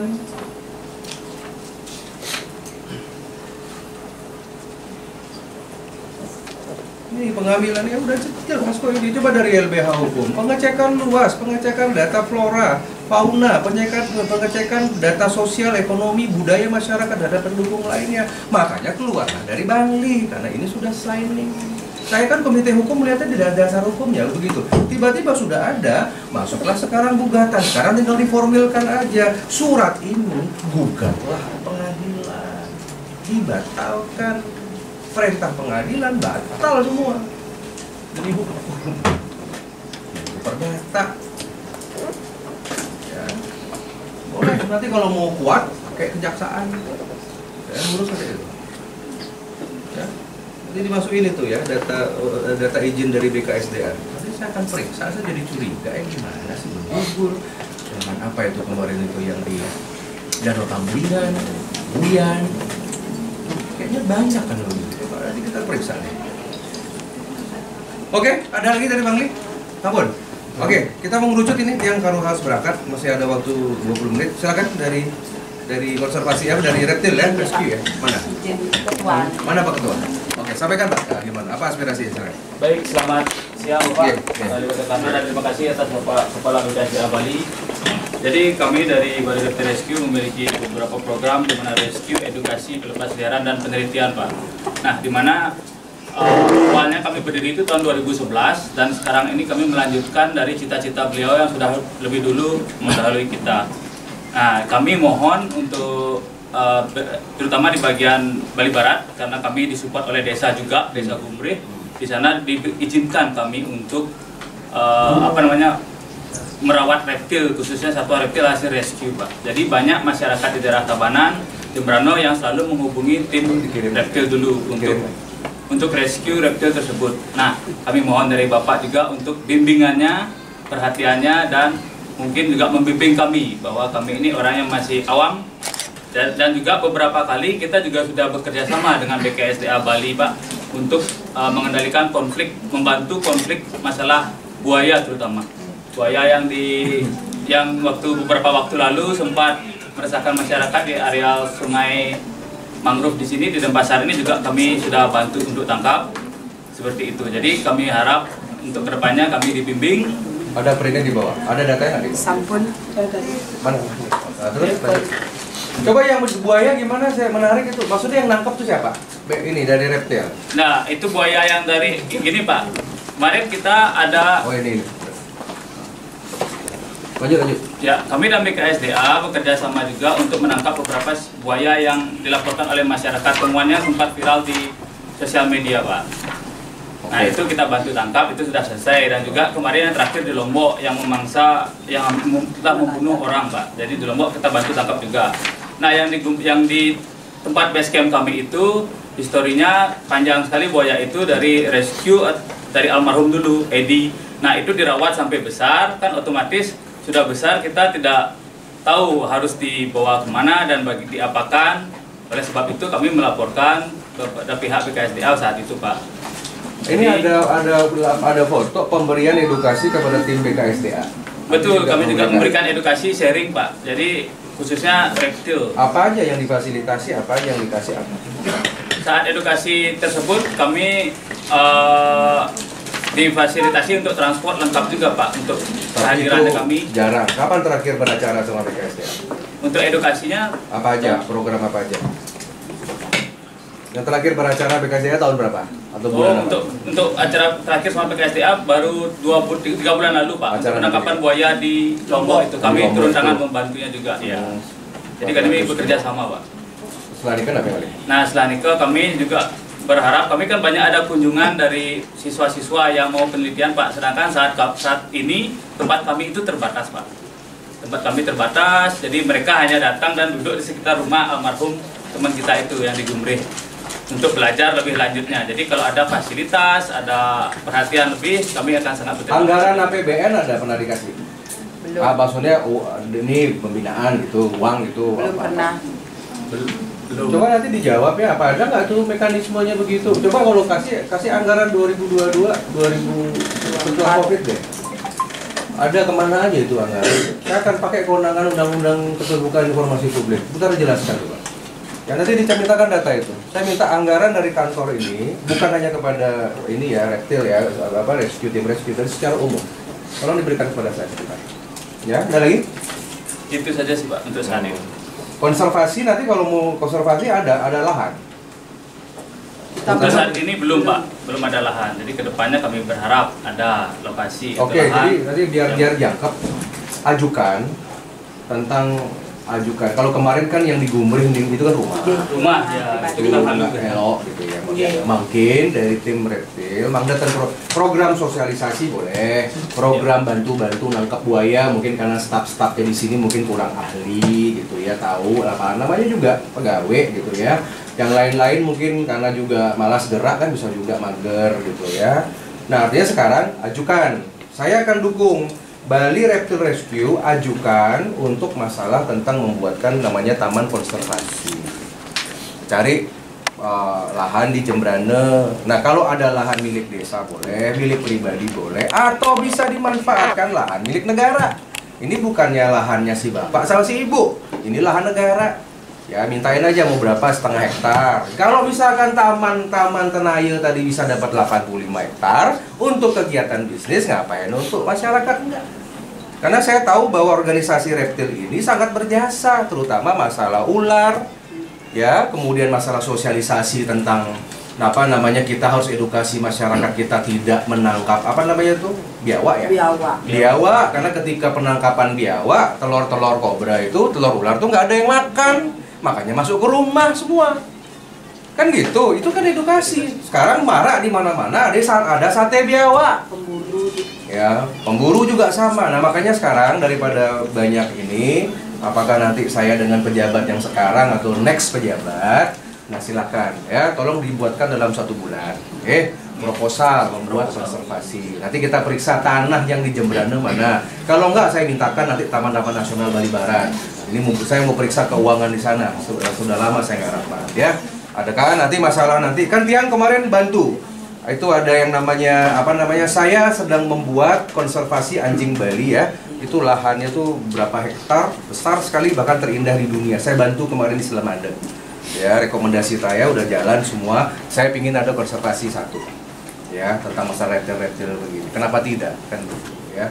Saya minta Jemberana deh, mungkin di dekat-dekat jalan tol itu ada nggak tanah? Coba nanti komunikasi aja. Yang penting per hari ini, ya, pejabat-pejabat BKSDA yang di sini, kalau sudah ada masalah reptil sama Bali Rescue dan segala sesuatu, itu sudah dilayani dengan baik. Kalau nggak, urusan sama saya. Begitu ya. Ini karena aspirasi sudah lama. Gitu ya. Oke, nanti ajukan surat itu, program lebih fokus kita ke buat ini aja, ke buat tempat aja. Tempat konservasi. 10, 20, 30 are, boleh. Ini buahnya. Ini mohon izin bentar, kita juga kekurangan safety di glove dan gitu-gitu, kita kekurangan karena kita anggota di masing-masing setiap kabupaten ada dan kita kalau dipanggil sama orang, apalagi 24 jam kita di sini standby, langsung ditelepon malam-malam. Seandainya saya pribadi itu hook cuma satu. Kalau saya kan kalau nangkep ular yang besar itu kan nggak bisa sendiri, pasti berdua atau bertiga gitu. Pasti kita ini bawa harus safety untuk keamanan kita sendiri. Ya, karena pengalaman pribadi biar tidak dibantu lagi gitu. Mobil pribadi. Ya. Mobil pribadi, bensin pribadi, semua pribadi gitu. Ya, kalau biasanya yang aturan Anda jadi pegawai BKSDA. Ya kita bantu tangkap itu paling dia 2M aja, makasih gitu. Oh, 2M. Iya. Jadi pernah minta sama BKSDA? Tidak pernah Ji, karena kita tidak berani itu kita Udah buat surat kedua udah. Minggu depan saya. Apa yang dibutuhkan ya? Kita minta ini, nanti saya minta dari BKSDA anggarkan gitu ya. Tolong dibantu ini. Ya, jadi pertama kita ya, safety equipment. Kedua nanti mengenai lahan untuk nanti untuk konservasi yang lihat nanti bisa ini kan. Nanti urusan kami nggak sama kita. Ya, nanti masuk ke rekomendasi kami. Ada lagi? Ampun? Oke ya. Oke, terima kasih ya. Silakan, Pak mengerucut nih, silakan Pak. Bisa langsung dijawab, mungkin ada informasi yang perlu disampaikan, kemudian untuk baik untuk Tanaya maupun juga untuk rescue selanjutnya ya dia akan bacakan kesimpulan sama Brother ya. Silakan Pak Kepala. Oke, baik, terima kasih. Bismillahirrahmanirrahim. Assalamualaikum warahmatullahi wabarakatuh. Om Swastiastu, salam sampai untuk namo budaya, salam sejahtera, salam kebajikan untuk kita semua. Rahayu, rahayu, rahayu. Mohon izin, nama saya Agus Budi Santosa, Bapak. Saya berterima kasih nih, nggak nyangka ada kedatangan mobil Presiden Soekarno datang ke kantor saya. Nah, ya, mungkin juga jangan-jangan saya tadi waktu mobilnya masuk, jangan-jangan yang naik ini titisannya Bapak Presiden Soekarno ini, sang matahari, sang putra fajar, jangan-jangan orang beleleng Pak. Jadi saya senang ini kedatangan Bapak ini. Saya mohon izin Pak, mungkin saya tidak mau bandingkan dengan orang lain Pak, tapi saya ini salah satu yang kalau ada surat Bapak saya responnya cepat dan lengkap Pak. Nggak pernah saya itu nggak saya respon surat Bapak, dan saya hadirkan selalu lengkap Pak. Bapak boleh bandingin dengan OPD-OPD ya. Jadi jangan pernah ada terbesit di hati Bapak terutama, wah ini BKSDA Bali nggak mau kerjasama dengan Arya Widakarna, nggak ada. Faktanya tidak begitu. Faktanya tidak begitu. Saya mau jawab dulu tentang Bali Reptile Rescue Pak. Bali Reptile Rescue itu teman kami Pak. Jadi ini maaf nih ya, saya mau cerita ini. Saya cerita apa adanya. Saya sih sudah hampir 4 tahun di Bali. Jadi kalau saya pindah dari Bali memang sudah alhamdulillah saya senang banget pindah dari Bali karena sudah 4 tahun Pak. Saya sudah 4 kali jadi kepala balik, jadi udah bosen jadi kepala balik Pak. Gini-gini aja terus tuh gimana? Saya percuma udah deket sama Tua Haji terus masih gini-gini aja, nah saya kan percuma kan begitu. Jadi Bali Reptile Rescue itu Pak, itu salah satu mitra kita untuk bidang reptil. 4 tahun menjabat ya? Ya sudah 4 tahun. Jadi saya ini Pak, kalau ngomongin tentang rescue binatang Pak, nggak usah cerita ke saya Pak. Karena Pak, karena kita itu tidak mungkin publikasi tiap hari kita rescue satwa itu Pak. Yang namanya bojok itu Pak, mungkin lebih dari 200 Pak. Dari mulai yang di tempat rumahnya Bu Putri, di mana-mana ada hotel yang dibangun saya yang dipanggil, ada bojok di bandara saya yang dipanggil. Tiap kali mereka sudah saya ambil bojoknya, terus yang ngasih makan siapa? Saya kembalikan ke lapangan lagi, ke hutan lagi nggak bisa. Kenapa nggak bisa? Karena bojok ini teritorial dan koloni. Yang bukan koloninya pasti akan dihajar rame-rame. Jadi susah Pak, akhirnya kita di Bali ini Pak sudah 3 kali kirim koloni monyet ke Jawa Timur Pak, namanya Nusa Baru. Karena di Bali sudah susah kita cari tempat yang masih memungkinkan monyet hidup di alam liar, tapi tidak ada kawanan monyet, sudah susah. Gitu. Sama juga dengan reptil, Pak kami punya ahli buaya Pak, namanya Aan Sirojudin. Iya Pak, jadi kalau dibilang Bali Reptile Rescue itu dengan BKSDA Bali nggak akrab, enggak Pak. Kita bawa Bali Reptile Rescue yang bawa ke Sulawesi Tengah itu juga BKSDA Bali. Yang bawa ke Lombok kemarin juga BKSDA Bali. Gitu loh. Jadi kalau kemudian dibilang wah ini ada masalah ini BKSDA Bali dengan BRR, masalah yang mana ya? Saya kan jadi bingung. Yang kedua, saya sudah berkali-kali sejak saya datang hampir 4 tahun yang lalu saya sudah sampaikan ke yang namanya Bu Sinta. Bu Sinta, lu ini teman gua, urus lu izinnya. Ingat lo ya, 22 kelompok pelestari penyu itu Pak. Ini kan juga ada masyarakat yang belain BKSDA Bali urusan namanya kelompok pelestari penyu. Semua urus izin kok. Semua urus izin kok gitu. Tapi kalau kemudian BRR tidak mau urus izin, izinnya seperti apa? Lo ada di OSS. Sudah saya kasih berkali-kali itu, saya WA, saya kirim ininya. Lo kamu urus lo izinnya.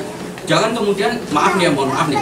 Oh ada buaya di BRR diambil BKSDA. Ya Allah, ngapain gua ngambil? Emang gua ngambil apa untungnya? Emang ngasih makan enak kasih makan buaya itu? Kagak. Kan gitu ya. Kenapa kok kita ambil Pak? Karena itu buaya itu satwa liar dilindungi. Jadi kalau Bapak nggak punya izin, nggak boleh menguasai, memiliki, memelihara, nggak boleh. Kan gitu loh Pak. Terus sama BKSDA diambil terus disate. Ya enggak lah Pak. Kita itu lebih sayang binatang Pak, kan gitu loh. Sehingga Pak kita titipkan di tempat orang-orang yang sudah punya izin. Kemarin buaya yang dari sana kita titipkan di lembaga konservasi yang sudah punya izin. Itu yang di Tabanan namanya Tasta. Kalau Bapak Ibu semua mau lihat bisa kita lihat sama-sama sekarang. Gitu Pak. Kenapa sekarang masih di sana? Karena sedang dievaluasi. Sekarang kondisinya sehat. Tapi kan kita belum pasti apakah itu buayanya buaya Kalimantan kah? Buaya Irian kah? Buaya Sumatera kah? Kan kita masih belum teliti lebih lanjut. Nanti kalau sudah kita teliti, rencananya Pak, kita pulangkan ke daerah aslinya. Pak, kita ini kemarin pulangkan 500 ekor Pak, kura-kura moncong babi namanya. Kita bawa ke Papua, kita bawa pulang lagi ke sana, karena memang asalnya dari sana. Tidak boleh lepas di Bali. Kira-kira seperti itu. Jadi kami, mohon maaf ini Pak. Kalau untuk syarat, untuk syarat itu nanti apa ya? Itu kan OSS ya? Iya, jadi jadi sebetulnya apa kita ini nggak sudah diurus belum? Belum ya? Untuk buaya belum. Bukan untuk yang tadi disebut izin itu. Jadi begini, jadi di kelompok masyarakat itu boleh lembaga konservasi itu salah satu bentuknya namanya Pusat Penyelamatan Satwa, PPS. PPS di Bali ada nggak yang punya izin? Ada di Kabupaten Tabanan. Gitu loh. Nah, silahkan kalau mau ngurus PPS monggo silahkan, kita terbuka, nggak pernah kita wah kamu nggak boleh urus izin, nggak ada Pak, bahaya Pak, nggak boleh, silahkan saja. Cuman masalahnya sampai hari ini mohon maaf Pak, nggak ada permohonan untuk itu. Mohon izin sebentar, itu karena kita belum urus izin itu karena kita belum punya lahan gitu. Itu kan karena rumah pribadi gitu. Itu lahan kita kapasitas. Udah, pokoknya udah urus izin sudahlah nanti. Nah, penggunaan aja kita biar nggak salah. Memang kalau memang harus ada mekanisme anggaran, sama seperti di kabupaten kalau ada ormas pengen dapat duit APBD kan dia terdaftar di Kesbang Linmas. Gitu. Udah buat aja sudah. Rekomendasi saya sudah lah. Mengenai masuk konservasi gampang. Yang penting kan rakyat tetap harus punya dan harus punya. Menurut dia harus punya. Jangan kita cuman ormas apa NGO aja ya, nanti biar kita bantu, nanti BKSDA akan bantu ya. Jadi kalau nggak pakai lahan saya di Berangan. Amin. Tapi saya mintain dulu BKSDA izin dulu urus izin. Oke, lanjut. Ya, jadi ya, ini terima kasih sudah ada solusinya, nanti segera kami tunggu ya. Kalau mau contoh-contoh proposalnya segala macam datang aja ke kantor. Baik, jadi jangan kemudian pernah bilang di media sosial BKSDA Bali ngambil buaya punya kita, lah kan itu nggak benar. Itu medsos kan wartawan. Ya itu kan nggak benar. Dan mohon maaf Pak, Ibu juga nggak berusaha membetulkan berita yang tidak benar kan? Kan itu. Artinya kan Ibu gimana loh? Ada berita tidak benar, Ibu tahu itu tidak benar, menyangkut diri Ibu tidak berusaha membenarkan kan gitu. Kita kan juga dalam hati kita ini gimana sih orang ini nggak klarifikasi nggak boleh. Saya juga baru tahu kalau BRR nggak berizin sekarang. Iya, ini lah kita ini gimana loh, cuma kita dihajar sana sini loh. Loh kita sudah berbuat banyak gitu. Sekarang ada pertanyaan begitu ngambilin banyak. Ya urus. Ya, Pak kita ini, saya sudah nitipkan 76 ekor buaya di Bali Safari. Kalau BRR itu memang senang dengan buaya Pak, mohon maaf Pak, saya akan tarik semua 76 ekor itu saya serahkan ke Bali Fox Rescue. Karena Pak, karena Bali Safari pun juga sudah kewalahan Pak. Ya tobat-tobat Pak, karena ngasih makan buaya ini kan juga agak. Itu buaya yang dari Bali? Buaya dari Bali. Kita punya 132. Ya, sebagian besar sudah kita kirim ke Sumatera, ke Lampung, ke Taman Nasional Waikambas sudah, ke Bengkulu sudah. Yang belum ke Papua karena ongkos kirimnya terlalu mahal. Jadi kemarin yang kita kirim ke Papua hanya sebatas burung dengan kura-kura moncong babi, itu pun harus saya charter pesawat Bapak. Ya, jadi tidak mudah. Kalau sekarang BRR memang fokus kepada reptil dan pengen ke buaya, wah Tunggara alhamdulillah saya senang sekali. Saya akan kasih 76 ekor itu nanti untuk dirawat. Ya makan. Pakannya. Jadi jangan, mohon maaf nih, saya mau kesempatan udah terklarifikasi. Ya, kesempatan yang mulia ini tolong bantu BKSDA ini. Kita ini kan tidak boleh juga kalau pesan Bu Menteri itu bekerjalah dalam senyap. Karena apa? Karena kita menyelamatkan satwa ini, sarwa pewalungan Pak, senior kita ini nggak usah terlalu banyak klaim. Nanti biar aja Tuhan yang Maha Kuasa yang balas jasa-jasa kita. Kira-kira begitu. Jadi tolong, saya minta tolong dibantulah klarifikasi gitu loh. Barangnya di Anda kok. Nah sekarang ada berita seperti itu, Anda nggak ada komentarnya lah, kan lucu kan gitu loh. Oke, udah close. Saya terima kasih atas bantuannya. Oke, sekarang yang kedua terkait dengan teman-teman yang di mungkin tanggapan sih dari ini yang ya kalau saya sebetulnya saya ingin jelaskan dua hal. Yang pertama adalah tentang sejarah kawasan. Oke. Jadi kenapa kok tempat itu menjadi kawasan hutan? Karena kalau kita bicara tanah, kalau di Indonesia itu kan ada dua, tanah hutan dengan tanah bukan hutan, namanya area penggunaan lain.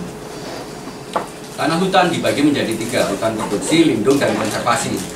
Celakanya masing-masing aturannya beda-beda. Celakanya aturannya beda-beda. Siapa yang menentukan? Yang menentukan sebagian besar adalah sejarah masa lalu. Yang menentukan sebagian besar itu adalah sejarah masa lalu. Jadi saya sendiri kalau Bapak Ibu tanya, kenapa ini jadi hutan konservasi, kenapa ini jadi hutan lindung, kenapa ini jadi hutan produksi? Karena sebagian besar itu peninggalan masa lalu. Peninggalan masa lalunya dari mana? Nah, ini saya sebutkan. Ada keputusan Dewan Raja-Raja Bali nomor 28 tanggal 29 Mei tahun 1927. Ada itu keputusannya itu. Yang menunjuk apa? Menunjuk kawasan hutan di Gunung Batur Bukit Payang sebagai kawasan hutan. Jadi kemudian oleh Inspektur Kehutanan Belanda, orang Belanda zaman dulu tahun 1934 ditetapkanlah kawasan itu sebagai kawasan hutan. Nah, kenapa kok sekarang di Indonesia Merdeka jadi kawasan hutan? Ya tadi saya cerita, ini kita menunjuk kawasan hutan itu kan peninggalan zaman dulu-dulu kala. Kemudian ya sudah, karena dari dulu sudah jadi hutan, kita hutan, kita jadi hutan. Kira-kira begitu. Nah, di Bali semuanya seperti itu.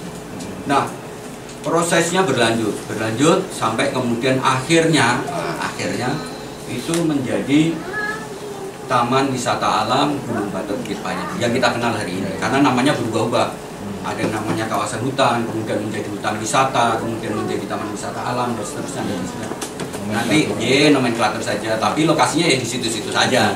Nanti mohon izin kami akan kirimkan surat ke Haji terkait hal ini yang mungkin secara lebih detail lagi dilengkapi dengan dokumen pendukungnya.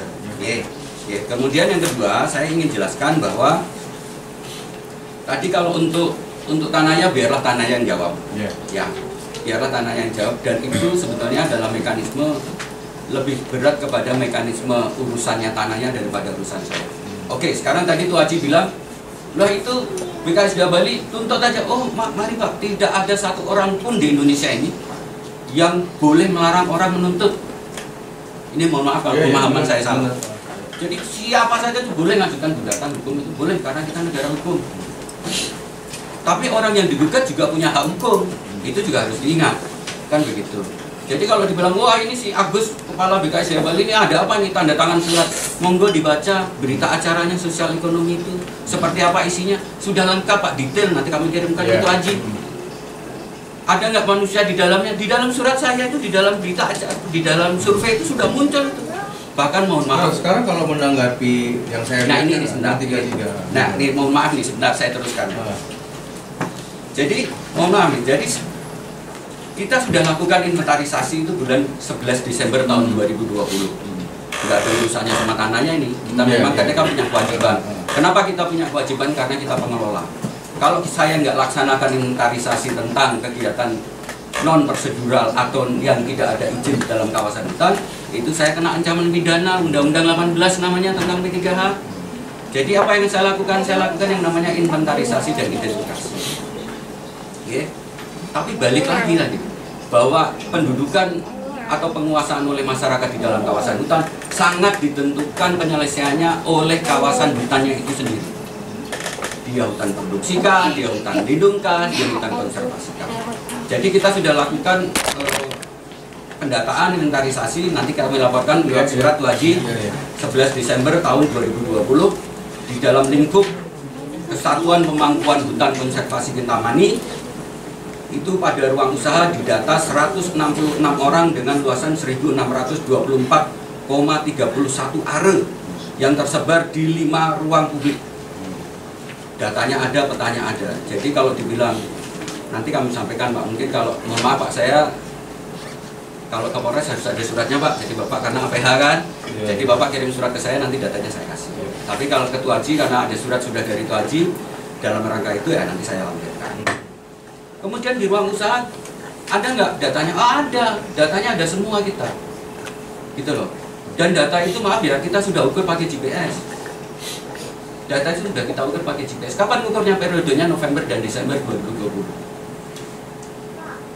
Ya, loh kenapa kok Pak Agus ukurnya 2020? Kenapa nggak 2022? Kenapa nggak 2023? Lah kalau saya itu cuma ngukur terus luasan kayak gitu nggak ada solusinya, terus saya emang nggak ada kerjaan yang lain. Kan gitu loh, belum lagi ngurusin bojok yang di bandara, ngurusin yang lain. Tapi intinya begini, ini teman-teman yang mohon maaf nih yang masyarakat ini, saya tidak bermaksud membela masyarakat ini, maaf ya tanahnya ya. Tapi tidak boleh negara itu kemudian tidak memikirkan masyarakat. Gitu loh. Harus ada solusi. Walaupun solusinya mungkin tidak ideal buat semua orang. Contohnya apa? Contohnya tadi sudah telah disampaikan. Wah, ini harus ada housing. Pak, di Undang-Undang Cipta Kerja pasal 50 nggak boleh ada housing di kawasan hutan konservasi. Boleh nggak ada apa ini? Ada pengecualian? Ya pengecualian tidak di level kami. Kami ini hanya kepala balai Pak. Tidak mungkin kami punya kewenangan untuk itu. Kalau kemudian lewat fasilitasi itu aja ada pengecualian, ya alhamdulillah, astungkara kan gitu loh. Tapi tentu tidak mungkin pada saat Bapak Ibu semua ini ketemu dengan saya, Pak Agus, saya minta lahan untuk housing. Lalu gila lu, kan nggak mungkin gua kasih. Karena aturannya tidak memperbolehkan. Dari mulai Undang-Undang 41 sampai Undang-Undang Cipta Kerja, nggak boleh, gila lu, masuk penjara gua belain lu kaca yang kayak gitu. Benar nggak? Kan gitu loh. Jadi kita ini juga harus sama-sama. Saya tidak berusaha belain siapa-siapa, tapi saya selalu sampaikan. Ini ada orangnya, ada ide bagus gitu Agasya. Coba boleh ditanyain. Berapa kali ketemu saya, apa pesan saya? Lu urus masyarakat. Kalau lu kaya masyarakatnya miskin, percuma lu kaya. Nggak happy kita tinggal di lingkungan miskin, kita kaya sendirian. Nggak happy. Lebih baik kita kaya di lingkungan kaya, atau kita miskin di lingkungan miskin. Jangan kita kaya di lingkungan miskin. Sehingga apa? Sehingga yang dikedepankan, yang dilaporkan perusahaan kepada kami adalah beliau sudah ada perjanjian kerjasama dengan Universitas Udayana, sudah ada kerjasama dengan universitas apalagi gitu loh, untuk adat budayanya, untuk pertaniannya, untuk biofloknya, untuk ini, untuk itu. Nah itu loh, jadi mekanisme-mekanisme itu. Tapi kalau kemudian kita pakai namanya Jack tolak, ini mohon maaf ya, pokoknya ya susah. Kenapa susah? Karena ini negara hukum, balik lagi negara hukum, gitu loh. Bahwa kemudian wah si Agus nggak berpihak kepada masyarakat. Kalau saya nggak berpihak kepada Bapak Ibu semua masyarakat, udah tak laporin ke polisi. Karena apa? Karena pendudukan lahannya nggak sah. Dasarnya ada Undang-Undang Cipta Kerja. Tapi pernah nggak saya laporin Bapak Ibu semua ini ke polisi? Pernah nggak? Pernah nggak saya tanya? Nggak. Jadi jangan pernah bilang si Agus itu nggak belain kalian. Gitu loh. Nah iya, bukan maksudnya kita biar clear juga kan gitu loh. Jangan seolah-olah kita wah BKSDA Bali ini sumber dari segala sumber dari kesalahan. Enggak juga kan gitu loh. Dan masalah, mohon maaf nih, masalah klaim turun-temurun segala macam, saya tidak mau berdebat tentang hal itu. Kita bicara data saja. Kan kita punya data, nanti Bapak Ibu juga punya data, mari kita sama-sama bicara data. Saya mendukung sepenuhnya nih kalau misalnya Tuh Haji berkenan untuk saya visit, nanti mohon berkenan saya diizinkan untuk mendampingi jika saya masih jadi kepala balai di sini Tuh Haji. Ya gitu loh. Kalau Tuh Haji mau tunjuk orang lain ya setengah alhamdulillah juga kan gitu loh. Ada soal juga. Kan gitu. Ya, jadi saya ini ya saya nggak pernah ada, mohon maaf ya, HP saya boleh dicatat nanti 0811 560648. Nggak pernah mati HP saya. Nggak pernah mati Pak. Ini sahabat beliau Pak Wayan Koster ini masalah penutupan 18 gunung yang dikejar-kejar siapa? Saya. Kenapa? Karena gunungnya di bawah kewenangan saya semua. Beliau Pak sudah ganti nomor HP kan? Saya nggak ganti sampai hari ini nomor HP. Tangting orang protes. Nggak apa-apa saya bilang. Nggak apa-apa, karena memang kita pejabat publik ya harus siap untuk itu. Udah Pak Agus Budi biar nggak nyenyak jadi kepala balik, gugat aja di pengadilan. Nanti kita bahas masalah gunung, itu menarik. Iya Pak. Saya dipanggil ke sana kemari, dipanggil sama Pak Adi Wiryatamu. Diomelin habis-habisan. Saya bilang Pak, Bapak baca risalah rapatnya, baca surat saya. Tapi di wartawan kan, ya di wartawan itu bukan urusan saya Pak. Urusan saya adalah dokumennya. Surat saya ngomong apa, di rapat dokumennya apa saya ngomong. Jangan ini di wartawan, saya ingat loh, saya nggak pernah statement apapun di wartawan. Nggak pernah, karena tiap kali saya dimintain statement oleh wartawan saya bilang mohon maaf mungkin ke Pak Gubernur saja, karena statementnya dari Pak Gubernur. Jadi klarifikasinya jangan saya nggak ngomong apa-apa, kenapa jadi saya Pak? Tapi itu kan di bawah Bapak, betul di bawah saya. Nanti ya ini nanti kalau Tuh Haji pasti karena levelnya sudah nasional ya Tuh Haji lebih tahu lah. Ya jadi saya ya udah kita nggak usah bicarain. Jadi saya mohon maaf kalau hari ini tidak maksimal, tetapi pertama, tolong catat nomor HP saya 0811 560648. Nggak pernah mati HP saya. Terus yang kedua, tolong ya, jangan pernah bilang saya nggak bantuin kalian. Bener, serius. Saya boleh tanya? Ya. Kalian aja. Proses, tadi kan Bapak cerita ada proses pengukuhan kawasan hutan kan, di dalamnya ada inventarisasi dan verifikasi. Apakah proses itu partisipatif dan melibatkan warga yang ada di dalam? Maaf, saya harus jawab, kalau proses pengukuhannya sudah selesai nih. Itu tahun 2014. Jadi terus yang pertama itu. Yang kedua, saya bukan instansi yang menangani tentang proses pengukuhan kawasan hutan. Jadi kalau Ibu mau nanya tentang proses pengukuhan kawasan hutan, Ibu bisa telepon kepada Pak Heru, kepala balainya, Balai Pemantapan Kawasan Hutan. Bukan saya. Saya memang mantan pegawai di sana, betul. Tapi terlibat BKSDA, terlibat dalam proses itu Pak, ada timnya. Ya pasti kita menjadi anggota timnya, tapi harus dicatat nih, kewenangan kita nggak ada di sana. Itu kewenangannya kantor balai yang lain. Outputnya seperti apa Pak? Karena outputnya kan, betul. Karena kan mau itu dia konservasi, produksi ataupun lindung, rata-rata penguasaan di dalam kawasan hutan yang turun temurun dan dengan itikat baik pasti ada alternatifnya untuk warga yang mana mereka tidak dihapuskan hak-haknya. Jadi bisa misalnya TORA, bisa misalnya perhutanan sosial dan sebagainya. Output dari proses itu apa? Ibu, saya mohon perkenan Ibu, karena ini kan tupoksinya tidak di saya nih.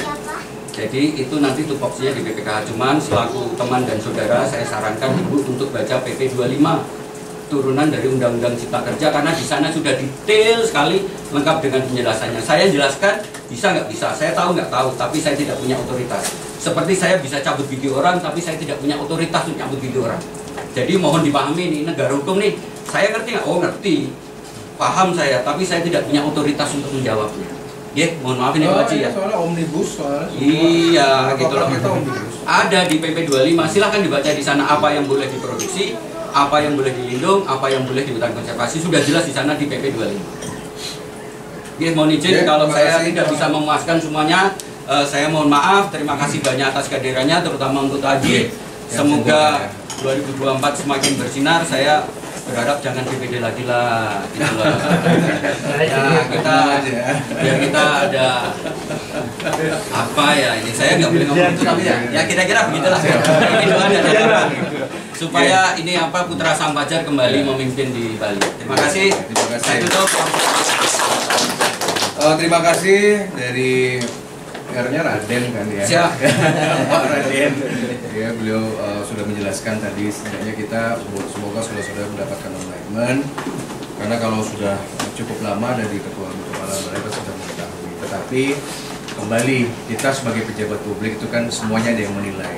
Saya yang menilai adalah masyarakat, presiden juga sama yang menilai adalah MPR, kemudian OPD yang menilai adalah tentunya salah satu fungsi kewenangan. Intinya di sini kita bersinergi.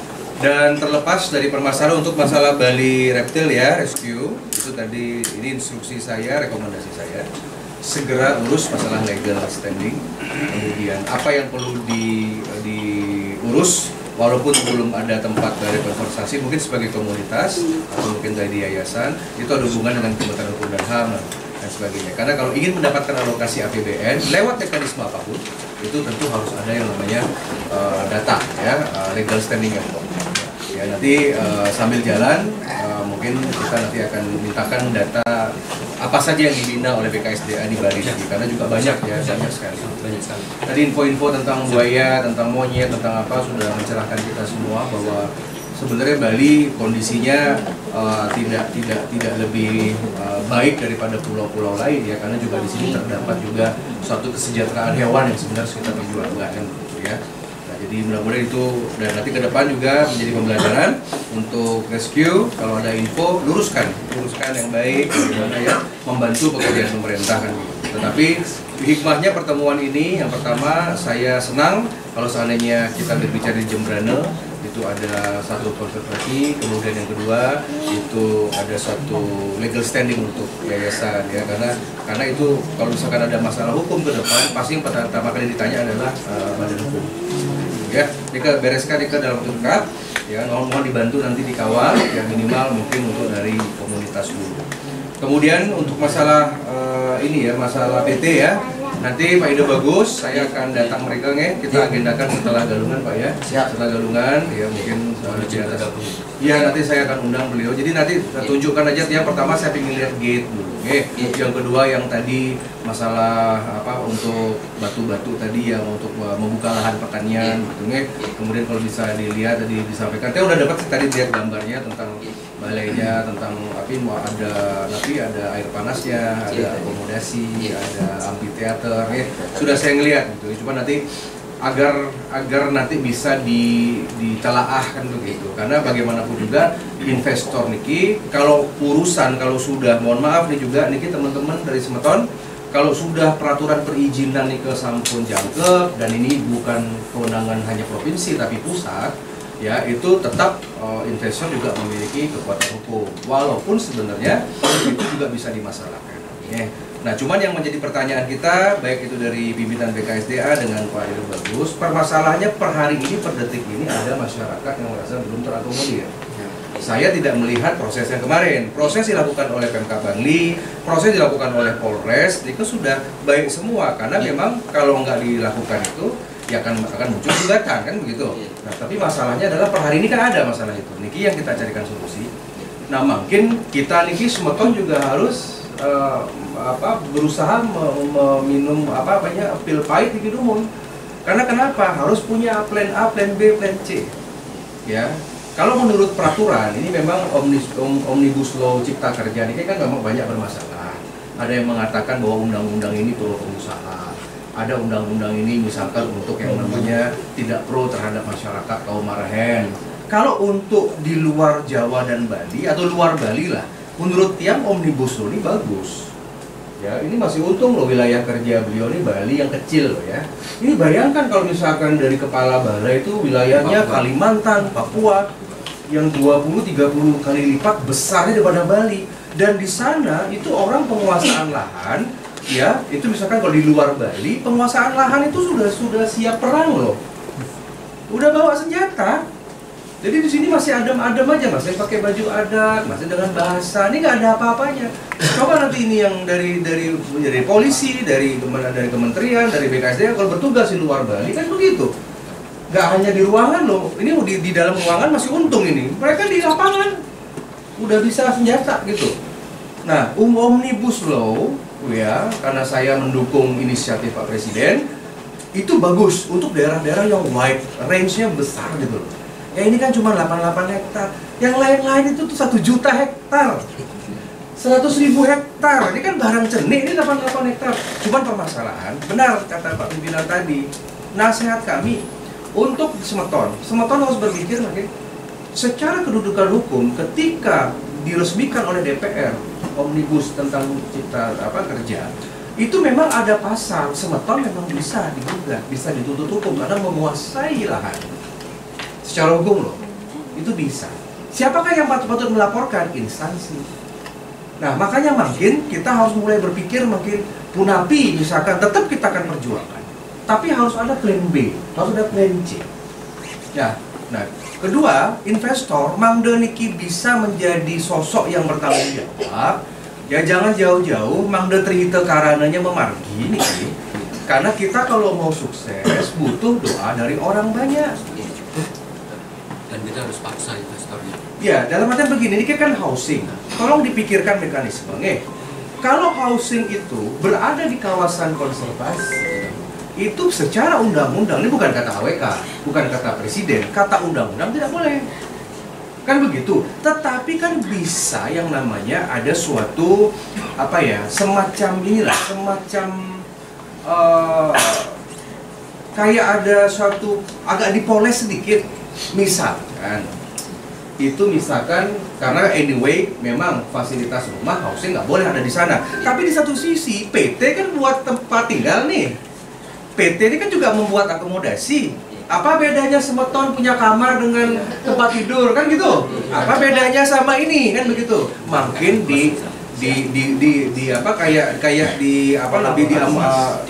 dihaluskan misalkan buat kawasan UMKM.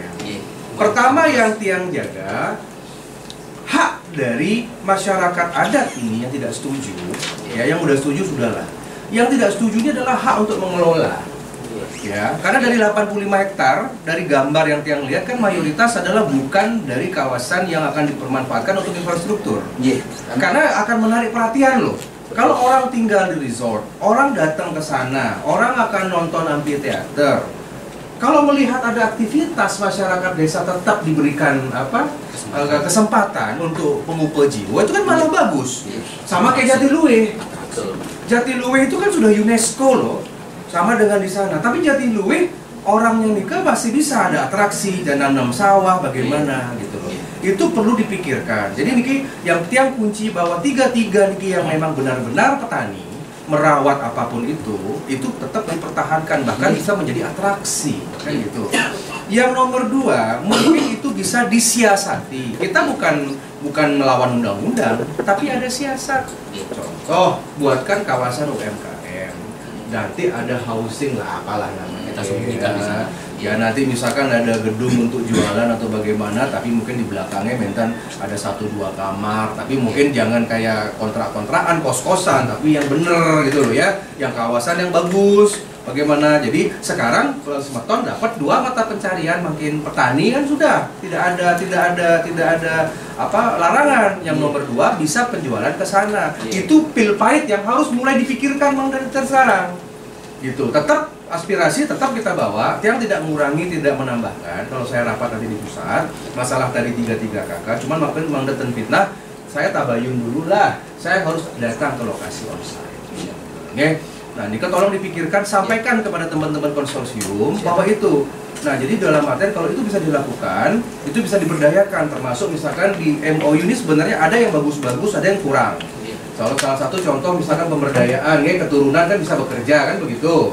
Ya otomatis seperti itu. Tapi masalah sensitif yang underline, kayaknya yang bisa membuat gagal atau berhasil PT ini masalah housing. Karena kami pemerintah di pusat, kami senang dengan good news. Saya nggak peduli mau tebel bagaimana, penjelasan Bapak, penjelasan semua nggak peduli. Asal sudah masuk ke Senayan, ada testimoni bagus, good news kita support. Kalau sudah bad news kita batalkan, kita cancel, kita copot, kita proses hukum.